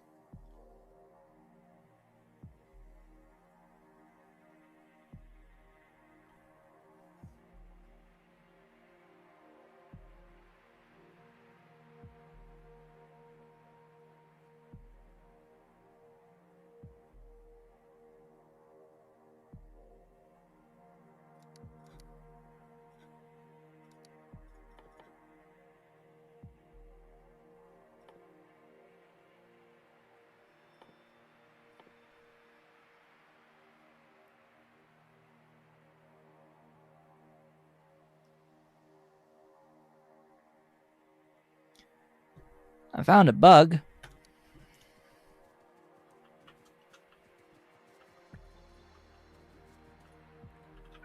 I found a bug.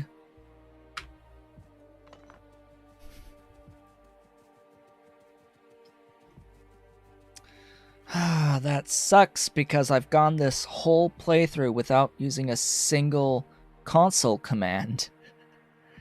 I've gone through this whole playthrough without using a single console command. Now I have to unlock that freaking recipe because for whatever reason it somehow locked itself again when it's not supposed to.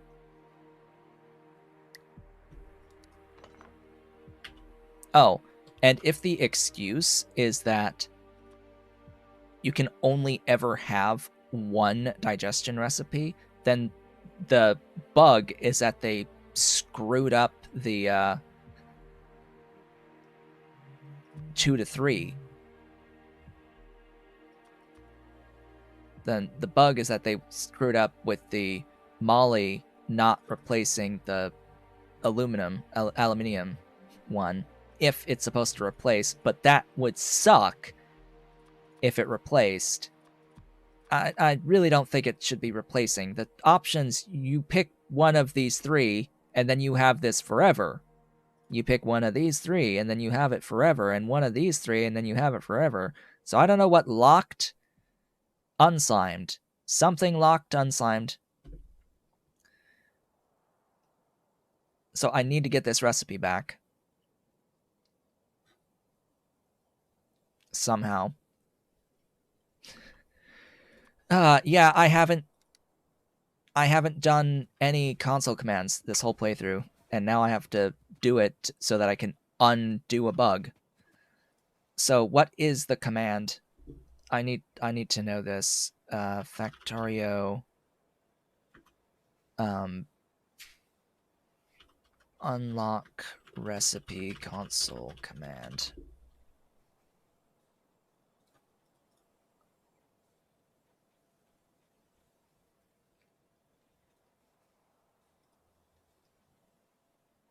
I don't need to unlock all recipes or enable all recipes.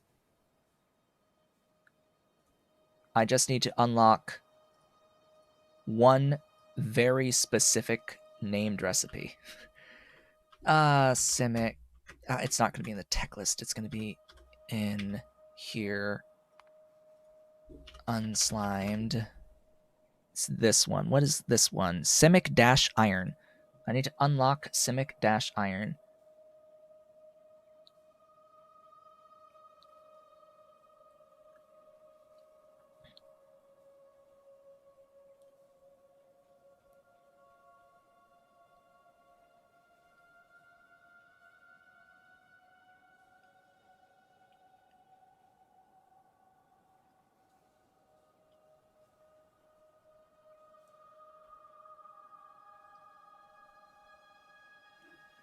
Is it as simple as C recipe dash iron dot enabled equals true? Will it be so simple? No. Syntax error near dash. Because this is a name.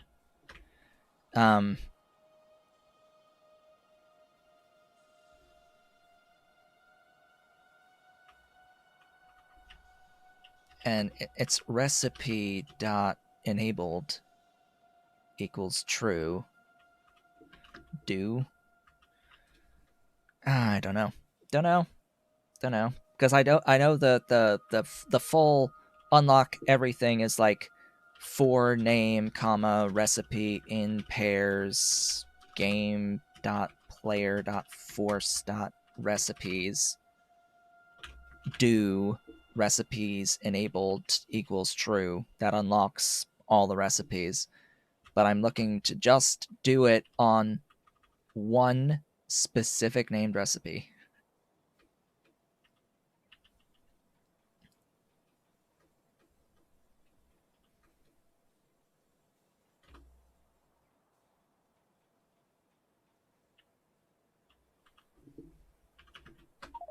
No.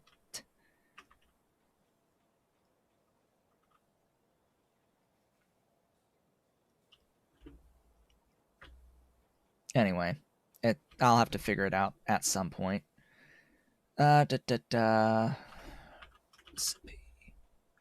Enabling specific recipes. It's on the wiki.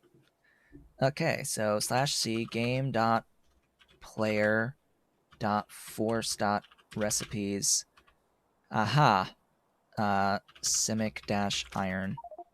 Hey, that's not the button I was meaning to do. Enabled equals true. There we go.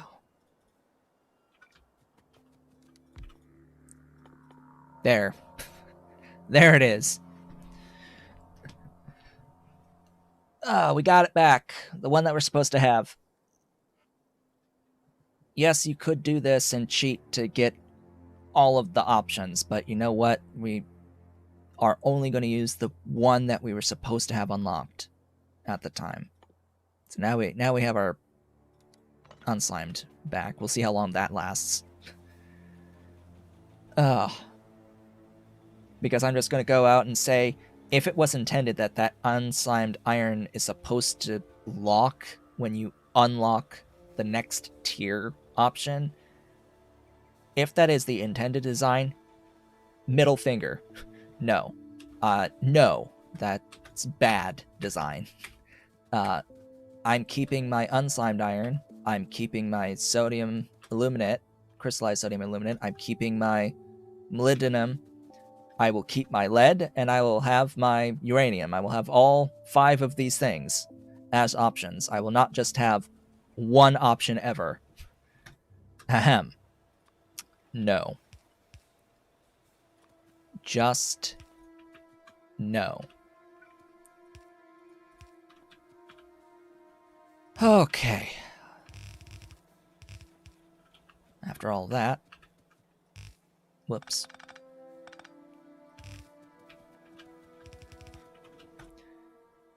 Okay. We're gonna have a shared belt in... Doesn't really matter what order these are in, right? So just do the shared belt in.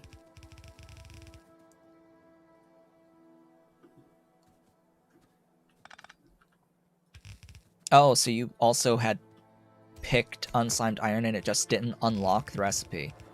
Well, that's... yeah. That's great. So you had picked the unslimed iron and it just didn't even unlock it. Okay. I'd rather that be the bug. Of it just not giving you the thing that you picked.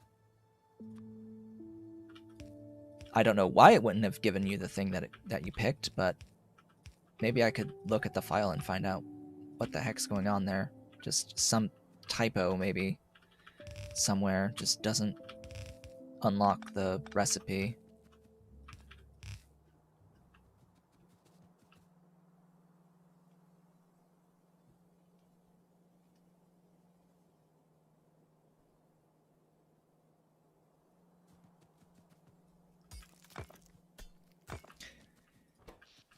Yeah, just a bug, I guess, with the definitions for that particular tech choice for the level 1 that's not present in the level 2 and 3.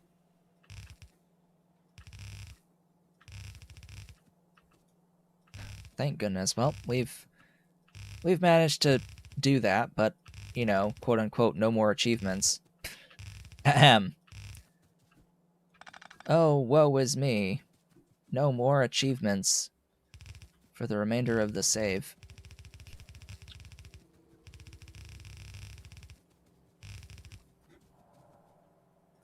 Went so very far. So very, very far. Without feeling the need to do a console command at all. As you could see, the evidence there that I haven't run the game at ×2 speed the entire playthrough. I have 454.5 hours of playtime. This is an accurate representation this time around, because basically all the other times I've played Pyandons has been ahem, double speed minimum. Minimum double speed. I need to actually do this.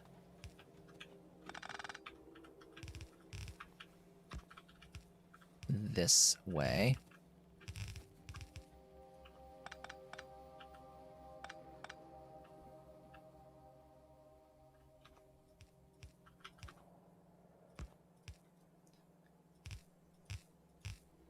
If I do that way, well, No. Not gonna work. That should work. That should work. Right there. So that this is a thing.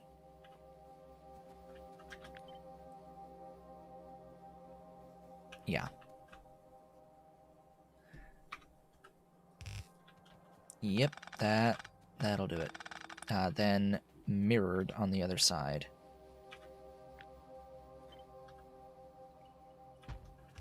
Ta-da!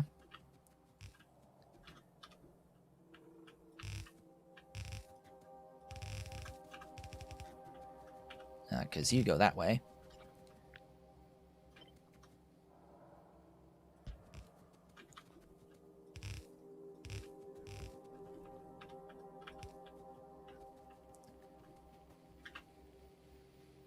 Okay, all of this stuff.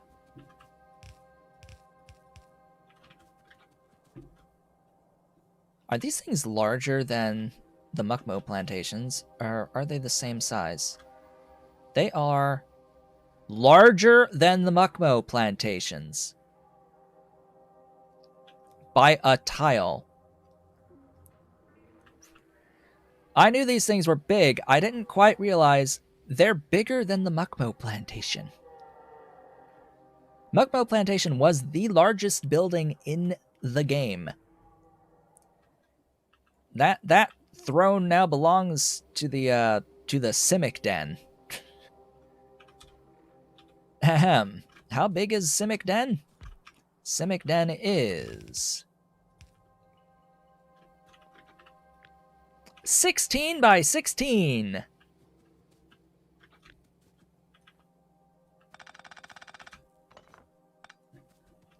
Yes, it is a 16 by 16 building.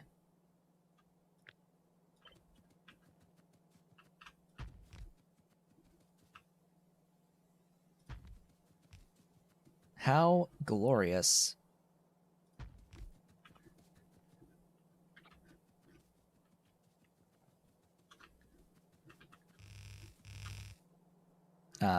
Yes, you go up.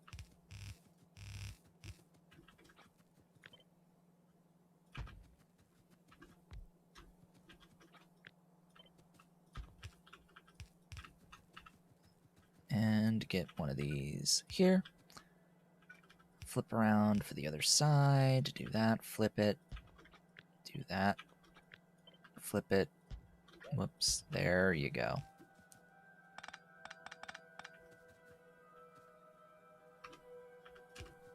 Keep that consistent. Oh boy, I don't even have the nanobot reach. Oh boy, I don't even have the nanobot reach to go across the 16 tile gap.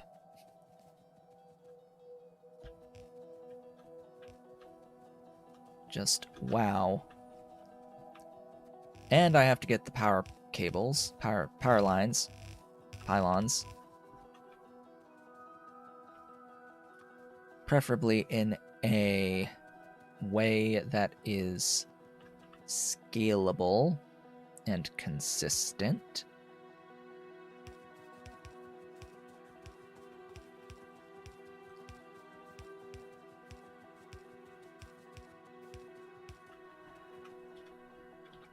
Okay, if I copy all of that and then flip, it should be identical on the other side. But as for the middle, it'll look a little bit different. Starting from the bottom.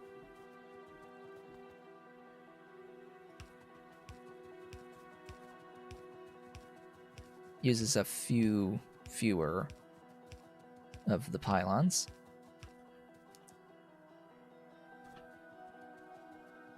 But this is now copy-pastable, and it won't look too bad. Go ahead and plonk you. Oh god, I need 2 of them. Offset a tile.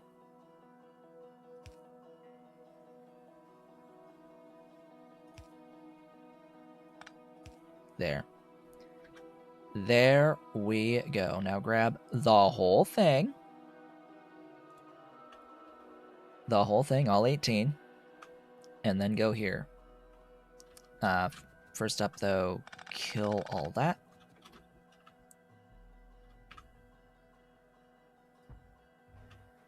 Yay!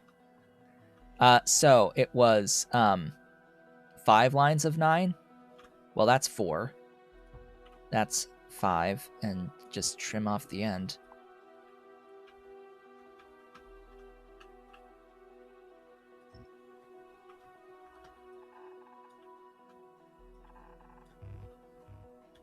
Ta-da! 45. Do I even have enough belt for this? I don't know. Maybe. Maybe not. Maybe so. I don't know.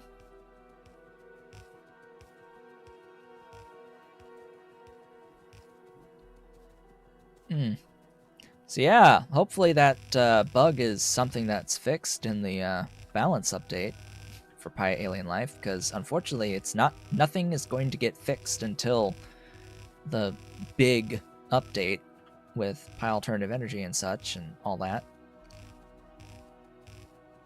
Which, you know, it's been 2 weeks away for about 3 or 4 months now for releasing Pi Alternative Energy. I'm realizing I made a little bit of a boo-boo, but it's not that bad. Oh, I am now out of power poles. Great. Great job. Alright.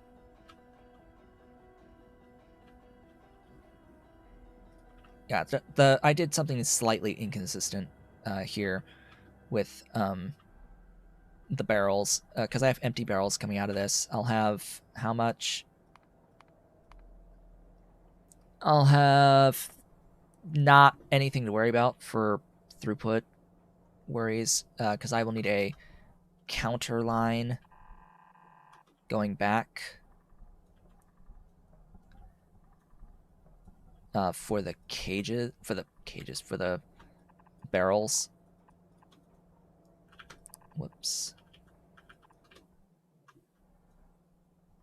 And in fact, this should be filtering the barrels at the end and cycling them back, and this will be the molybdenum disulfide on the output. Ah yes, glorious steel. Thank you for bringing me wonderful steel.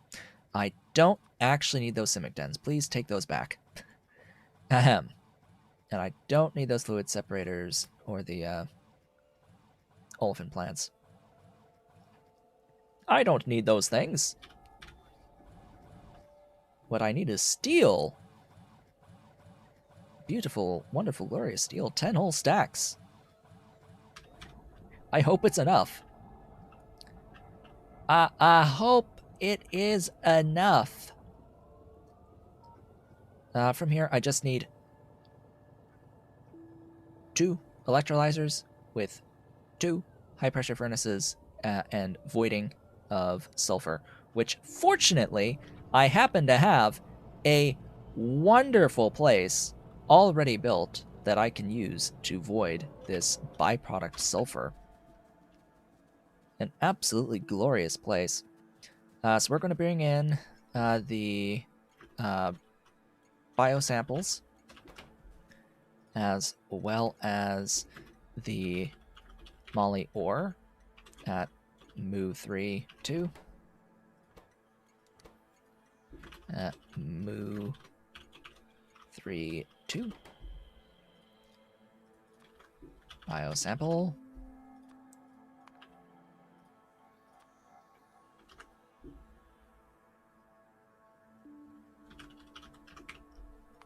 Molybdenum. Molybdenum. Molybdenum. The molybdenum. Get all of that done. Get these power poles placed.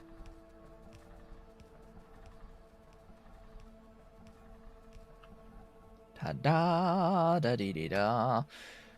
Well, get the steel going on.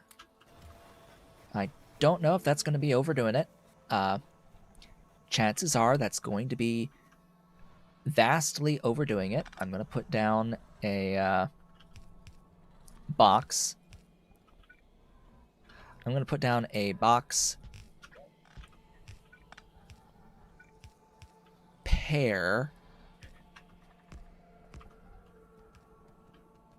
because I sort of overdid it previously.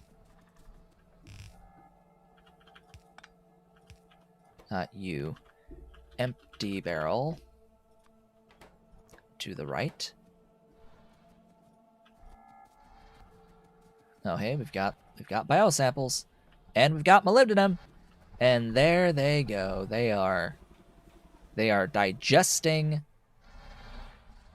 the ore and giving me the disulfide at a cost, mind you, at a cost of 1.6 biosamples and 15.5 Moly ore. We will get 4.7 disulfide.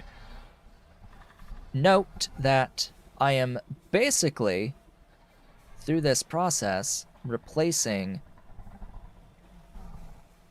just about half of the ore and a ton of nitrogen and a bit of filtration media with biosamples and some coal to clear out some pure sand. Coke to clear out some pure sand. Now, are the biosamples worth more than the filtration media and the nitrogen? I don't think so. I think that this is a fine process. I think we're okay. I need the high pressure furnaces. Yes, give me my pin back. Yes, pin, glorious pin. 1, 2.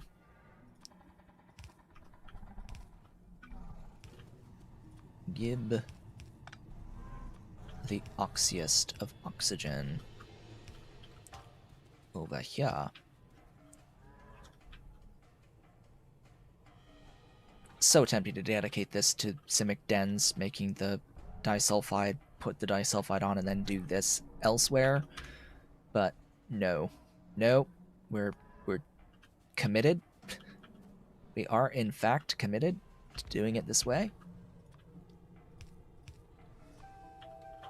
Because, I mean, the only way I can scale this going forward is to build up. I think there's enough space there to double. Aww. Legit one tile off. Legit one tile. Alright, 2 tiles because of the signals, but still. Really? Disappointing. My disappointment.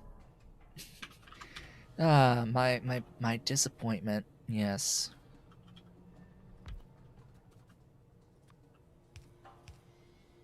My day is ruined. Anyway, let's get through this.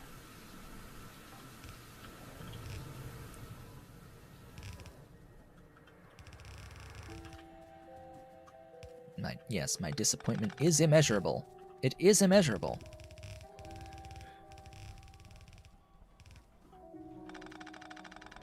I'll go ahead and split off that sulfur. Ugh, that's not how you spell sulfur. Down here to the right. Going all the way over here.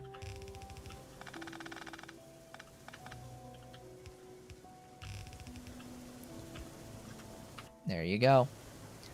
That'll do it. That'll do it.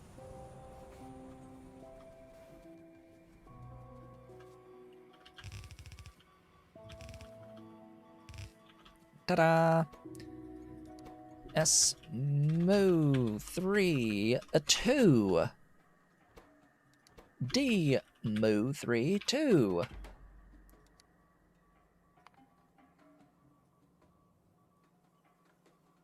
And then somewhere in here, we have Mo 3. D Mo 3 the second, and update.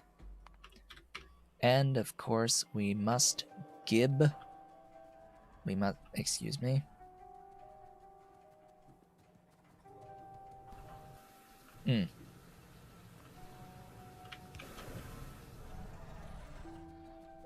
We must gib train.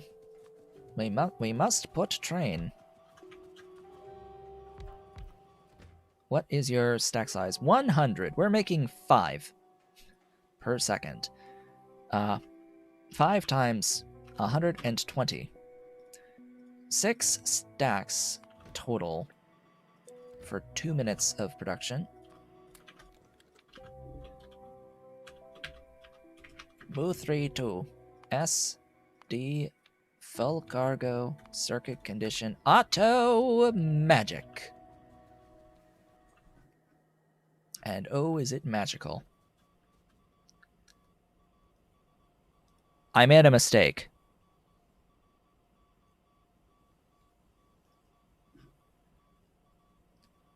Do you see my mistake? I made a mistake.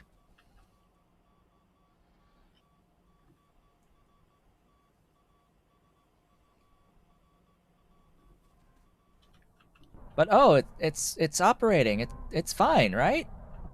It's fine. It's not fine. I have made an error. Do you know what that error is? I know what that error is. It just occurred to me. You see, this build consumes 15.5 molybdenum ore. This lane is only 15 per second.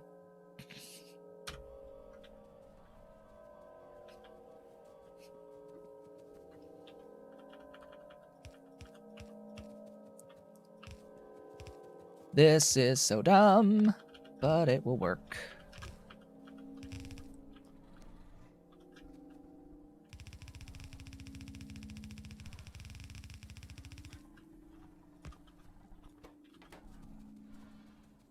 The solution.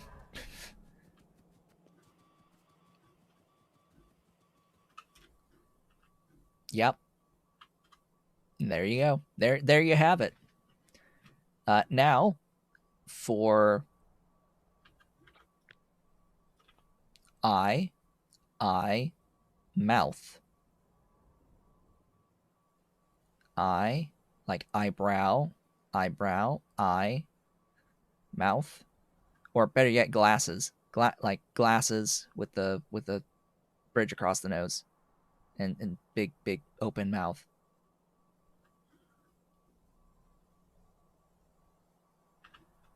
Triceratops. Sneezing. Ahem. So we can copy this to have the disulfide, and we can copy this to have the plates, 2 plates per second, as well as we go along. It's just copy paste wherever I want the factories to live for all of that. And that is how simple it is, quote unquote, quotes around simple, to process molybdenum. I just need to make sure that I have enough ore mining of the molybdenum, because unfortunately this ore patch that I had picked out initially was not very dense. This was not a particularly dense ore patch, so I'm thinking I'm going to have to actually do some additional molybdenum mining, and I don't want to do it here because this doesn't last all that long. I've already had to relocate both of these mines that are actually making the plates, my plates.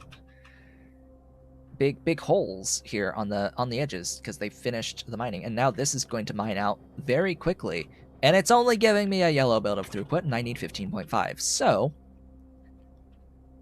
I need to find another Moly patch and get back to here.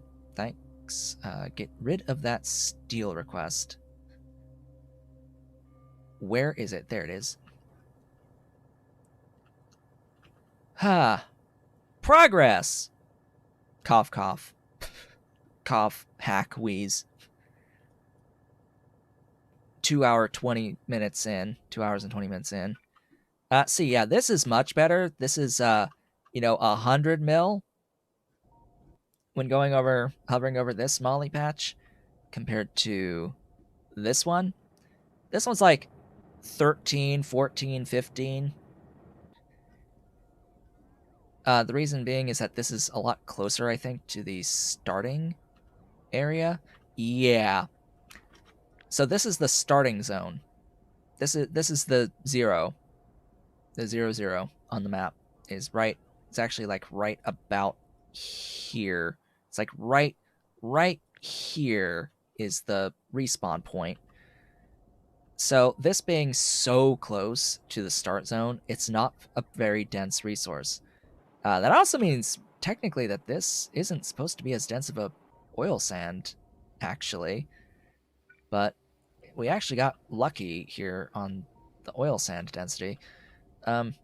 This is much further away from the starting zone, and it has much denser of a patch. And then down here, oof. Maybe it's just hit or miss, because that's a 4.2, that's a 5, and that's a 32. And that's an 18 billion ore patch on the Moly. There's a 13 billion, 21 billion.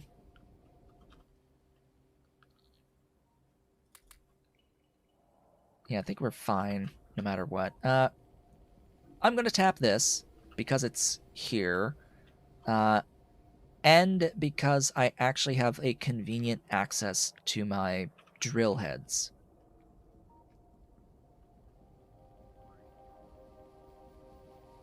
And I'll load them up here.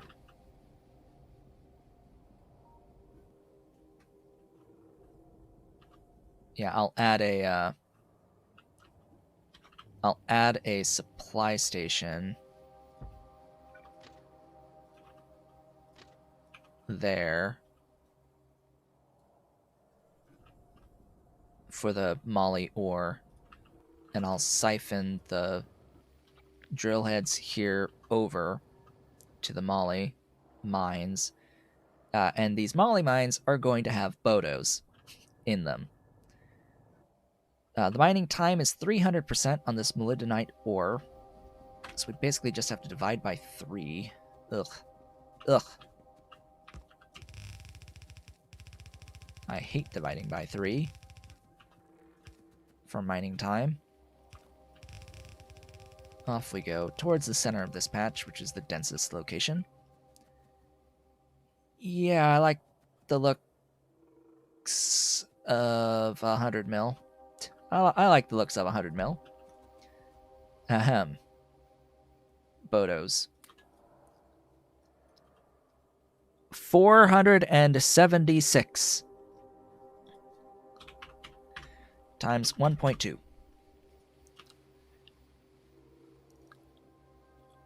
Divided by 3. So 190.4, I believe.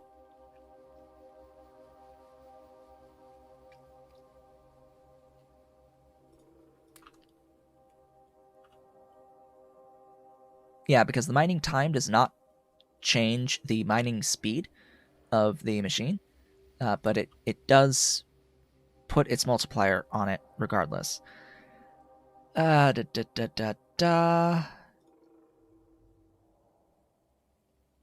just whoops, just go fast. Just go fast for me. I like you being super fast. Give me a storehouse. Just a storehouse for you. And when I eventually get beacons... so how quickly will I actually chew through 100 million if I were to consume the full 190.4? Ahem. 103 million divided by 190.4 seconds. Units per second. Divide that by 60 seconds per minute. 60 minutes per hour. 150 hours. So by the 600-hour mark, it would be tapped out if using the full amount. Which, you know, I don't think I'm going to be using the full amount anytime soon. I don't think I'm going to be using 190 Moly ore per second. I don't think I am. I may. Titanium. I'm going to need to upgrade you to high grade at some point. Somehow I'm making enough plates right now, but when I don't have enough plates of titanium, I'm going to need to upgrade it to high grade. My next high grade upgrade on the agenda is tin. I must have more tin. I am apparently fine. Okay. For a while, I wasn't fine, but tin is absolutely next on the list. I've got 60 ore per second being processed here, because I need to get molten tin on the network as well as the plates. Might do that somewhere else to do the molten tin. Same with the titanium. I might do the molten titanium somewhere else and not here. Oh, you're going pretty fast. Hi.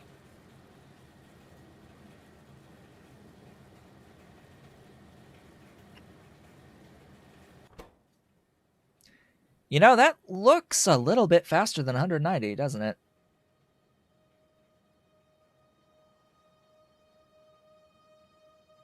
No, it is. It actually does seem to be.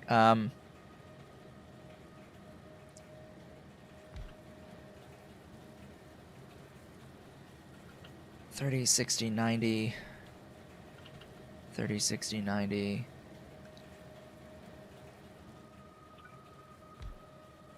Don't mind me, I'm just testing. 1, 2, 3. 1, 2, 3. 1, 2, 3. 1, 2, 3. So this should still barely be increasing. And then if I add one more, it should decrease. It is decreasing. So there's your evidence.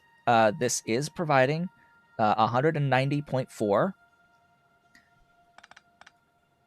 Or at the very least, somewhere between, what was it, 180 and 210.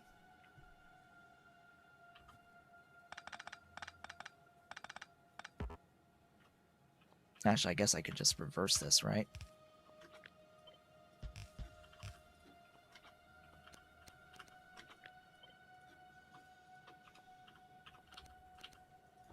Just empty these back out.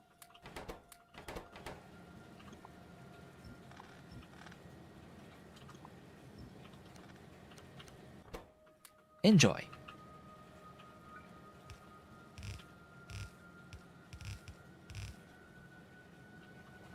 So that was slightly more than 6 belts of throughput. Ahem. On one machine.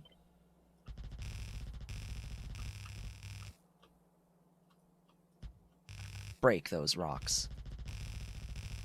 kill them.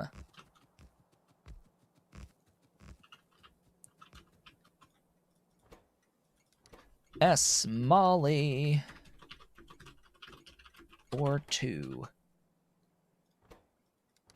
D Moly or 2. The Mollyists of Moly. 1, 2, 3, 4.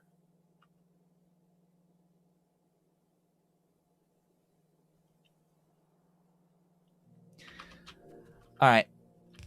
The source is balanced. I don't need additional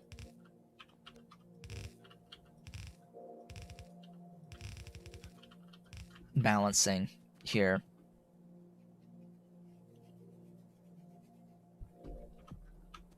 Because the source is balanced outputs. That's the only reason I have like all the splitter things going one into the other and one into the others to try to keep them inputs balanced, but I may just start to forego that as we go along if the source production is balanced. It would work a heck of a lot better with the say, I don't know, phosphates. Yeah, I don't need all of these splitters. I don't really need these splitters.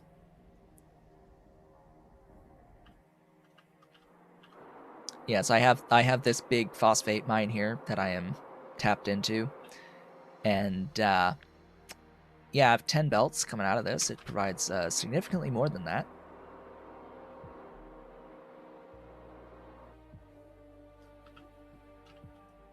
Same here with this, whatever this is, zinc.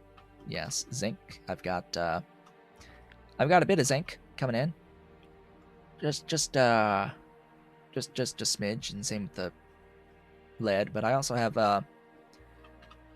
have a bit of titanium. Just a bit of titanium ore loading in. And a bit of chromium ore as well. Yeah, just a bit of the chromium ore going in. The power of the Megamine. The sheer power of the Megamine. And life modules. Is this even okay to have that much off of just like 60 per second per thing? I mean, that's what, 5,000 divided by 60? Yeah. That's like... That has not been 13 minutes. No.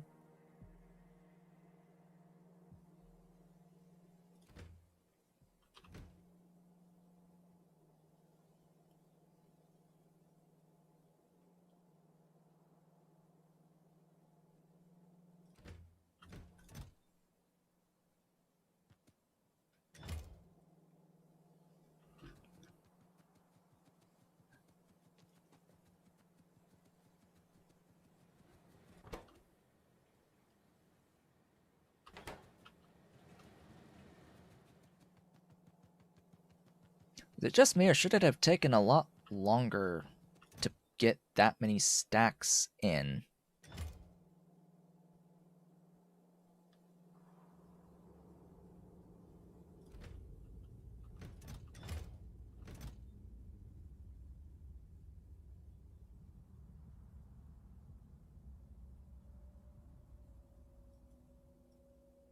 My math is wrong. Oh, my math is wrong by a factor of 10. I accidentally put 50,000 rather than 5,000. 5,000 over 60. Over 60. Yeah, that's 1.3 minutes. Yes, I am in fact off by a large margin. SD, full cargo circuit condition. There we go, and then define that. It'll take a bit of scrolling to find Moly ore. Where's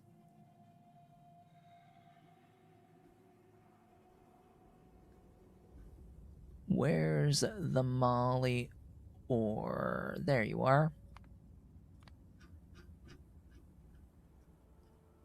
D Moly ore 2.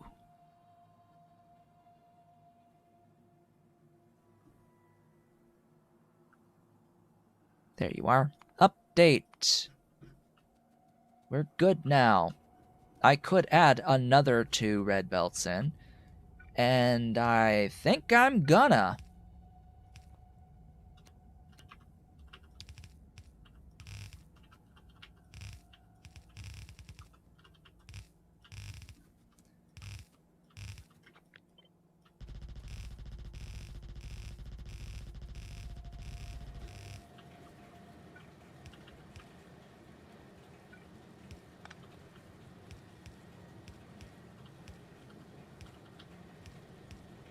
Da-da!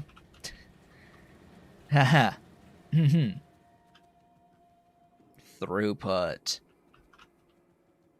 I like throughput. Throughput's awesome. Especially when it's as ridiculous as, you know, 1 building.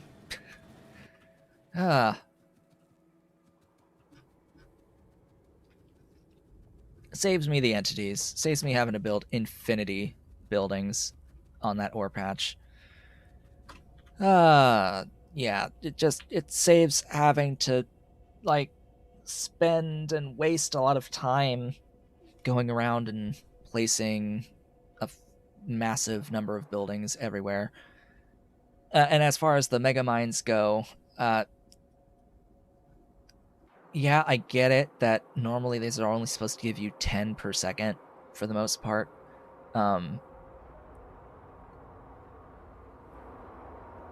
If you're using Bob's modules, you can get this effect. You can absolutely get this effect. Not quite to these extremes, maybe. Actually, absolutely to these extremes. With Bob's modules and Bob's beacons, by the time you have the Mark III beacons, you are absolutely able to get your big mines up to the speed cap of the game. This is just modules being modules. Not exactly... I mean, yeah, it's a life module being very fast. You can get a similar effect with Bob's modules, so it's like not as big as you would think. And even if it was only 10 per second per mine, well, there's more mines than just 1 on the map. Is it really necessary to have a mine here, a mine there, a mine there, a mine there, a train station here, there, everywhere, train stations to tap into these mega mines to consolidate all of them to get the throughputs that you want? Ahem. I would say that that's also a bit of a pain in the rear end to deal with. Adding a massive amount of train traffic and so on and so forth. But it is still a way of not having to spend the resources of syngas / coal gas / acetylene on the mining of your raw resources. From here, because I covered the Moly Simik Digestion, it will look pretty much exactly the same to do this. Why do I have so much empty space to the left of my mall? So that I can expand my mall there. Duh! I have a whole bunch of empty space in my mall because I know that I'm going to be needing additional train station space on the other side and above. Like, I only have so much train station space in here, and I'm gonna be needing to bring in many more things. Many more things. And I want to have space available to add additional train stations on top of everything else. Like, this is not quite everything that's going to be done in the mall.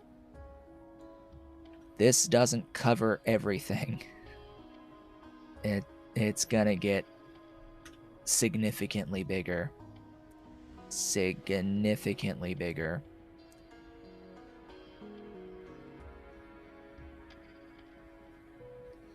Yeah, it has looked about the same size for a while, but I'm planning for the end of the game scale of them all. Like, I have been thinking about the very end of the game from the very beginning of the game, and the amount of space that I'm going to need for the things, and I'm going to need a lot of the things going forward.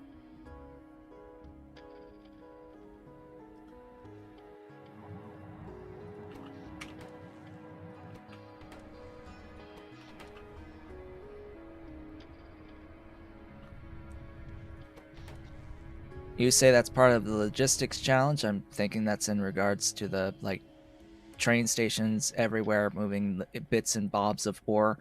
I say that that's tedium, that's boring, and not an actual fun challenge to solve. I'd rather be solving challenges that are actually fun.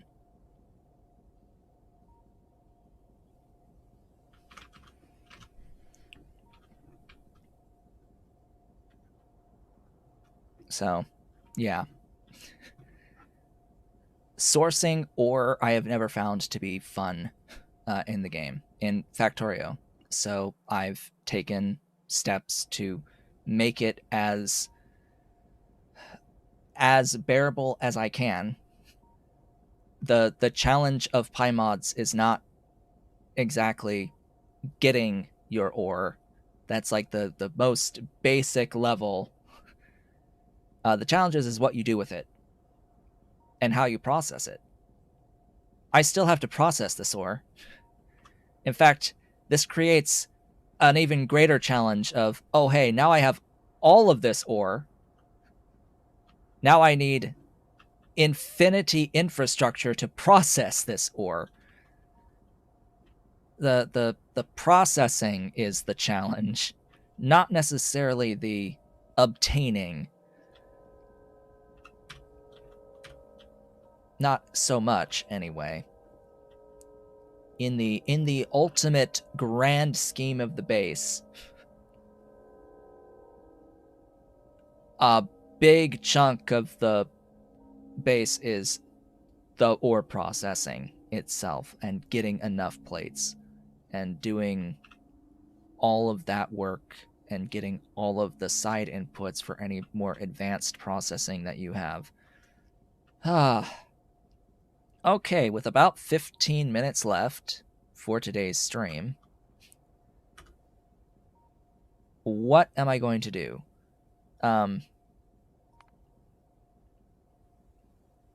It's funny that we have reduction available, even though I don't have the ability to make the direct reduction plant.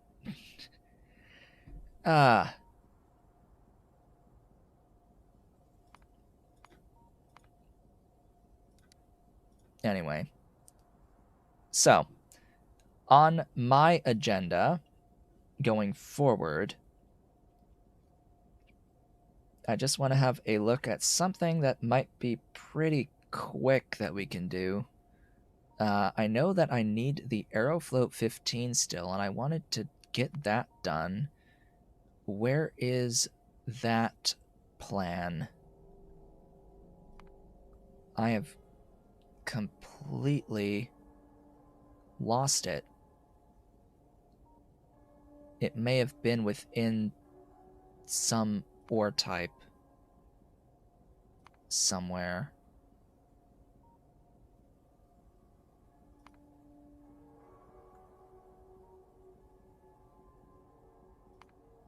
Ah, yes, there's also biofilm. This one's pretty simple to make. I don't really have the substrate or the rayon production to support this much biofilm, but it's easy enough. I may as well just do this. Oh, right. Ah, that's why I haven't done it. That's why I haven't done it. Lime. We can at least talk. Let's talk a little bit. Lime has a seashell option that you can get out, well, a shell option that you can get out of Ziffo. Now, we're going to want Ziffo for arthropod blood. It is the creature that gives the most arthropod blood output per unit creature,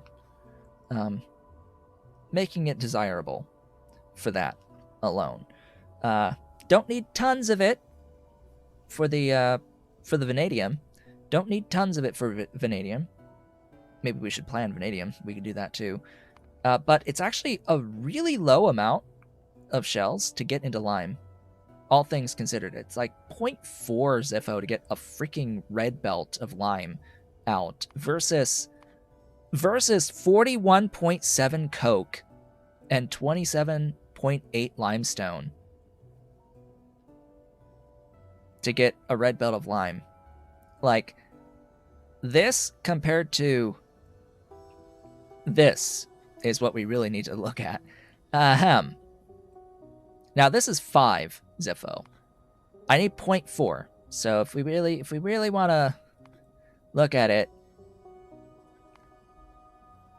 this much stuff for a red belt versus this stuff for the red belt of lime, which would you prefer?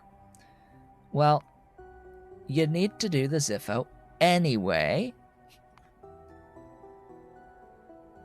If you need to do the Ziffo anyway for the arthropod blood, I think it's gonna be okay to spend 0.4 of it on the lime. I think we'll be fine doing it that way. So the thing that makes the Ziffo more complex is that it does need fish food, and fish food is relatively expensive because you have bones from Fagnots, you have lard from Trits, and you have skin, which would ideally be from Zipir. I don't have Zipir yet. They give 6 skin. I have Mukmo, which gives 4. So we'll set that. It's really low volume, no matter what. It's not that much fish food to get into this. Oh yes, and blood is also the Mukmo. Blood also be Mukmo. So if we look at it now, this is all stuff that I have.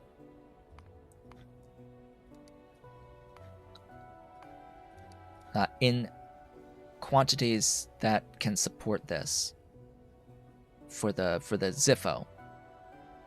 To get 5 Ziffo.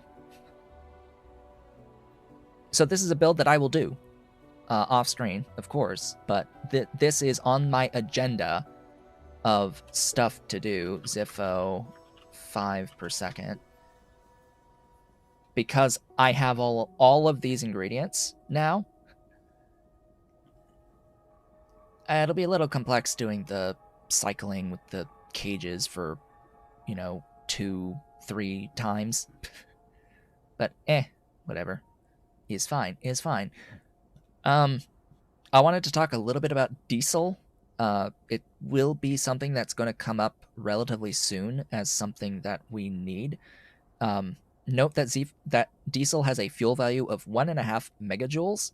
This is actually really, really, really high. by comparison to most other fuels.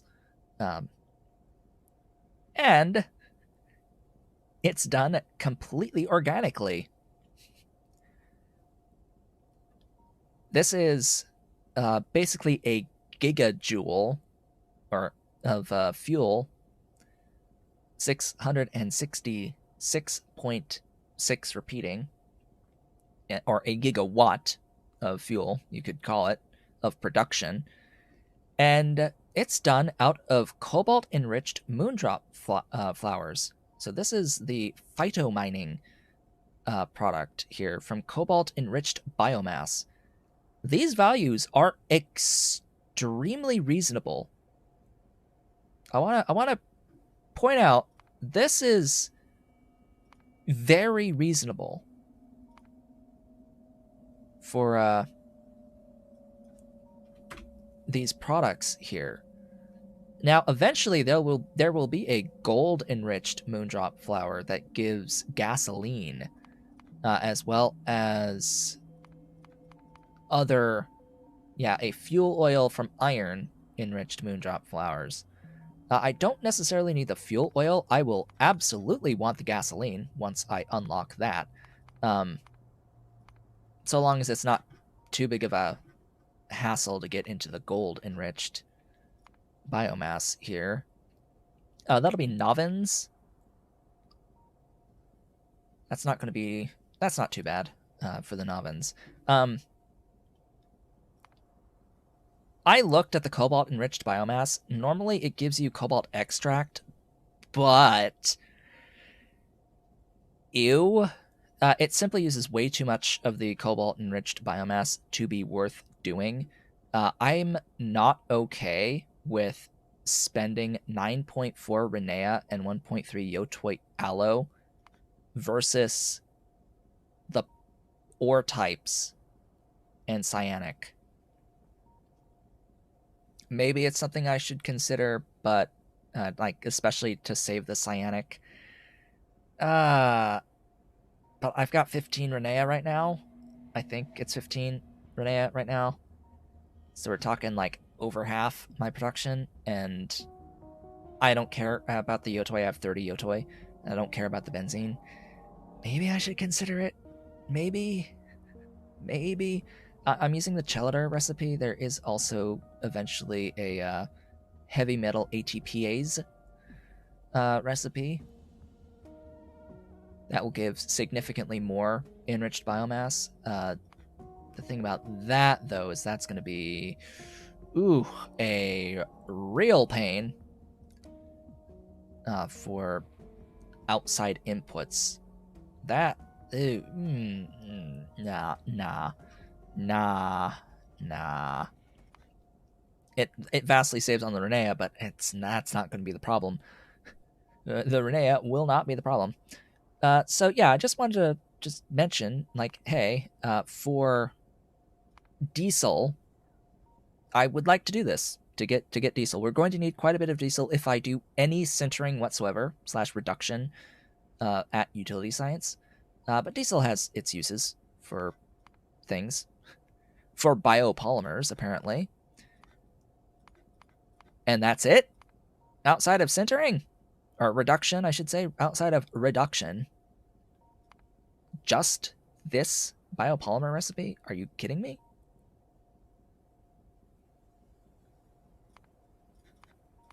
Well, that's unfortunate. I will need a lot if I do all of the reduction and sintering processes, but whatever. I mentioned wanting to look like vanadium. Yes, vanadium. I need that one. What order does this go? 5, 4, 3, 2, 1. Ahem. And from here, dabba.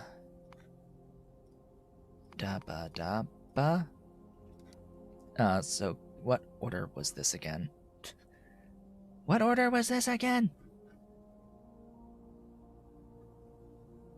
5 to precipitate? Ah, yes, so this one is up here. That's Yes, that is the order. If I want 15. Matrix solver, please. That from you, from acid strip, and organic vanadits.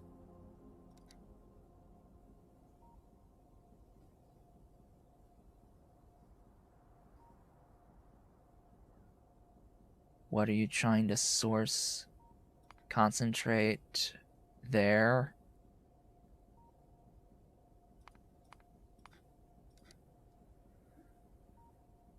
This one I don't think ends up needing to be used once you've got things going.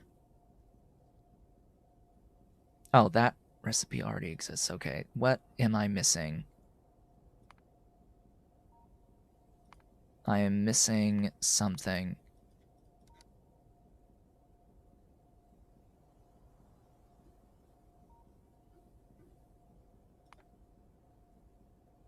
You. Okay. So something's going on here.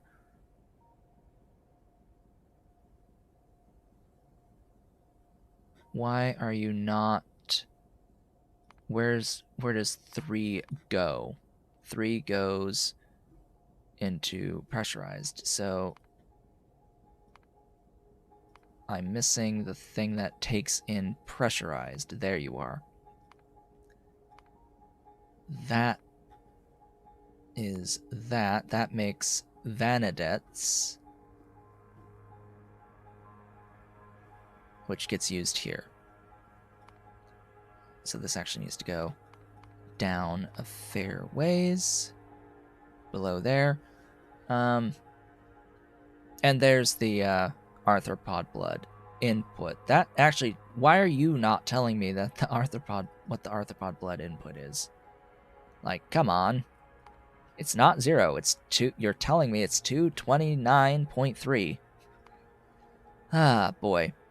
And that is coming from an entire 2.4 Ziffo.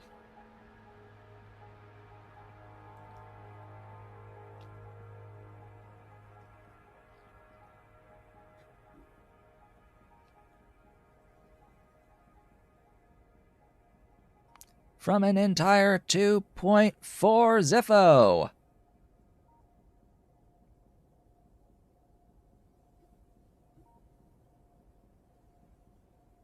Yeah, this is all just order of operation shenaniganery in here.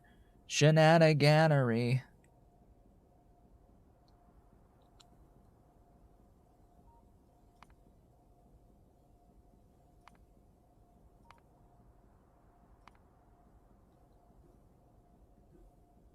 But yeah, it's still 2.4 Ziffo. My plan up there was making 5. And this gives me, 15 vanadium pentoxide. Am I going to need more vanadium pentoxide?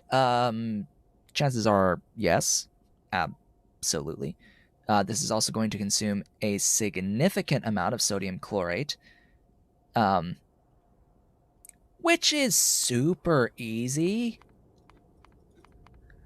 Which is quite easy. I don't think I need to even use the productivity here. I can keep it on efficiency. It's salt. We have infinity salt and steam, which that's just gonna be the wonderful benzene. Lots of steam apparently. 2,000 steam. What? Oh, hello. You use a lot of steam. A bit of ammonia. We have the ammonia. We have the ability to get the methanol. We have sulfuric. So yeah, this is fine.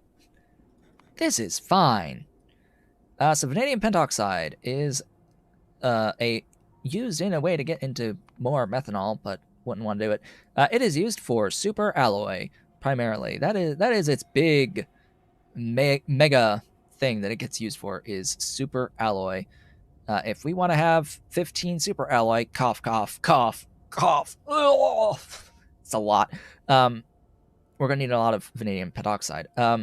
It's also used for the deposited vanadium cores, which is going to be part of our Circuit 3 production. It will also be used for blanket chassis, which that's a whole rigmarole. We'll need to do that to get tritium, because we will need tritium to produce space science at the end of the game. We also need it for volumetric energy capacitors, which these things get used in infrastructure, as well as late game stuff, space science stuff, and normal. Oh yeah, and high-tech construction bot stuff. Yeah, high-tech constructo bots. And these superconducting servo mechanisms are used for the standard utility science recipe that I will not be doing. So all of our superconducting servo mechanisms will be used for primarily mall stuff. Mall stuff. Yeah. Mall stuff. What else do we need? The vanadium. The vanadium for outside of that. Ooh, carbon nanotubes. Yeah, those also get used quite a bit, although the biopolymer will be the biggest consumption for those. Yeah, NEMS and various circuit things and space science things and infrastructure.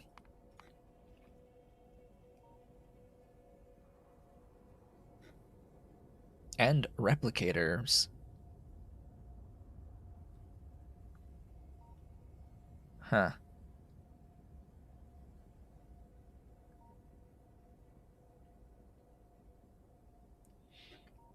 Yeah, so the way that smart farms work is that you have a series of recipes for a particular resource, and it acts as it is a it is a rocket silo. It's a modified rocket silo. So you have the recipe that you can set that is basically the production of the rocket parts. But in order for it to actually do anything, you have to launch a satellite, which is one of these replicators. So you have to load in the replicator that matches the recipe that you've picked in the smart farm for it to actually give you the resource. And the more difficult of the recipe that you picked, the more density of that resource that you get when you load the replicator into the smart farm at the end and launch the replicator. You will always need to have a replicator to get your output, however many cycles of output you want. So in effect, you need infinity replicators, but you only need like 0.000001 of them per second. They just need to exist, and you launch them. These stack at 1 per stack now, which is great. Don't want to lose a bunch at a time. So yeah, that is the vanadium talked about. I want to do this together with all the things. But I will want to have the Zippo beforehand. So among my to-do list items between streams, now that we are at the end of the stream for the day, void the pure sand, the log expansion that I did that I forgot about, to actually have my 30 per second of logs, get Zippo going, and I want to so expand Simik Digestion, and I want to potentially do high-grade tin as well, and I will need more Nexalit. There's the organic solvent alternate recipe that we talked about earlier. Outside of that, I still need to set up Oggs and Ulrich on the pulp recipes. I need Arthurians set up and Zipir set up, Cadaveric Aurum, Novins, Krydron, Kamouts, and that will be it for the life stuff? Is that actually it for the life stuff? Oh my god. And then a whole bunch of remaining stuff that's not life stuff. Just tons of other stuff that's not the life stuff, but stuff that I want to do together, like the vanadium, graphene, aerogel, yeah, stuff like that. Working towards getting into special small parts, and then into purple science. Ultimately, then circuit 3s, because circuit 3s need gold. Gold technically needs purple science. Did I already break down purple science? I've forgotten at this point if I already have or not. I think I did. It's up here. Yeah. So yeah, all of these things. All of these things I need. Oh, I need Vonix? Oh, right. Ah, frick. Yeah, I need Vonix, which means I need great alien samples before I can even consider doing purple science. So we'll need to work towards great alien samples. Do I want to do that before or after special small parts?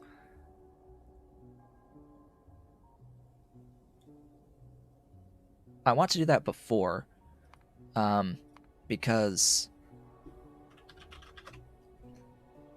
these. But that's also super steel and super alloy.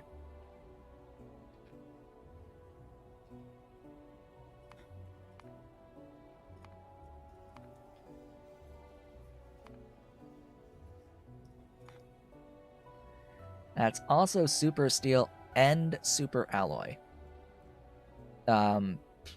Which is vanadium for both.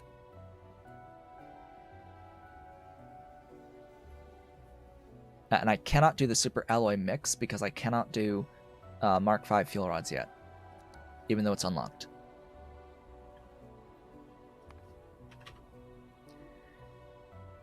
Oh my god, that's a lot of super steel. So we would need to do cobalt oxide by further processing extract. We need the vanadium, and we need helium. Okay, and we need Mark II fuel rods, but I can just make those. Really, is that it? Is that like the only thing I need to do? That's like a new process is vanadium to do both super alloy and super steel. And the helium, of course. That's going to be a mission. I want to do the ore processing to get into helium. Where is the ore processing? I did it here. I did it here. Deletes the whole thing. I'll break it down again. I want to do regolite processing. Yeah, I could get 50 helium out of 0.4 Fagnots. That's not bad. That's not bad at all. I am using the 2, right? Yes, I am. Choices, so many choices, so much stuff to do. Might do this just for time purposes, but yeah. Things. Stuffs. I think we're doing vanadium next time. I think on Thursday we're doing vanadium. and going from there towards super steel and super alloy, and that will, and then into special small parts, which also need super steel, and and aerogel. Yeah, if we have the time, aerogel. Um, that nanocrystalline cellulose will be some bit of problem. We'll see if I can do that in 3 hours. But yeah, with that, we are definitely way past time. It is time to end the stream now. After all that talking and planning, such is life at this phase of the game. At this phase, and for the most part, going forward through the rest of the game, there's going to be a lot of looking at all these processes that we can now do and executing those processes and seeing, oh hey, there's like very few things that we haven't already done. That's just scaling of the previous things. But with that, I would like to thank you all for watching. This has been Otaku Showboat. If you have enjoyed today's stream, please be sure to do all of the social and engagement stuff down below the video. Leave a like, leave a comment, subscribe if you have not yet subscribed, and hit the notification bell. Consider becoming a member of the channel by hitting the great big blue join button and supporting on Patreon at patreon.com/otakushowboat if you are so inclined and able. I will be back on Thursday to do vanadium, at the very least. I hope to see you all then.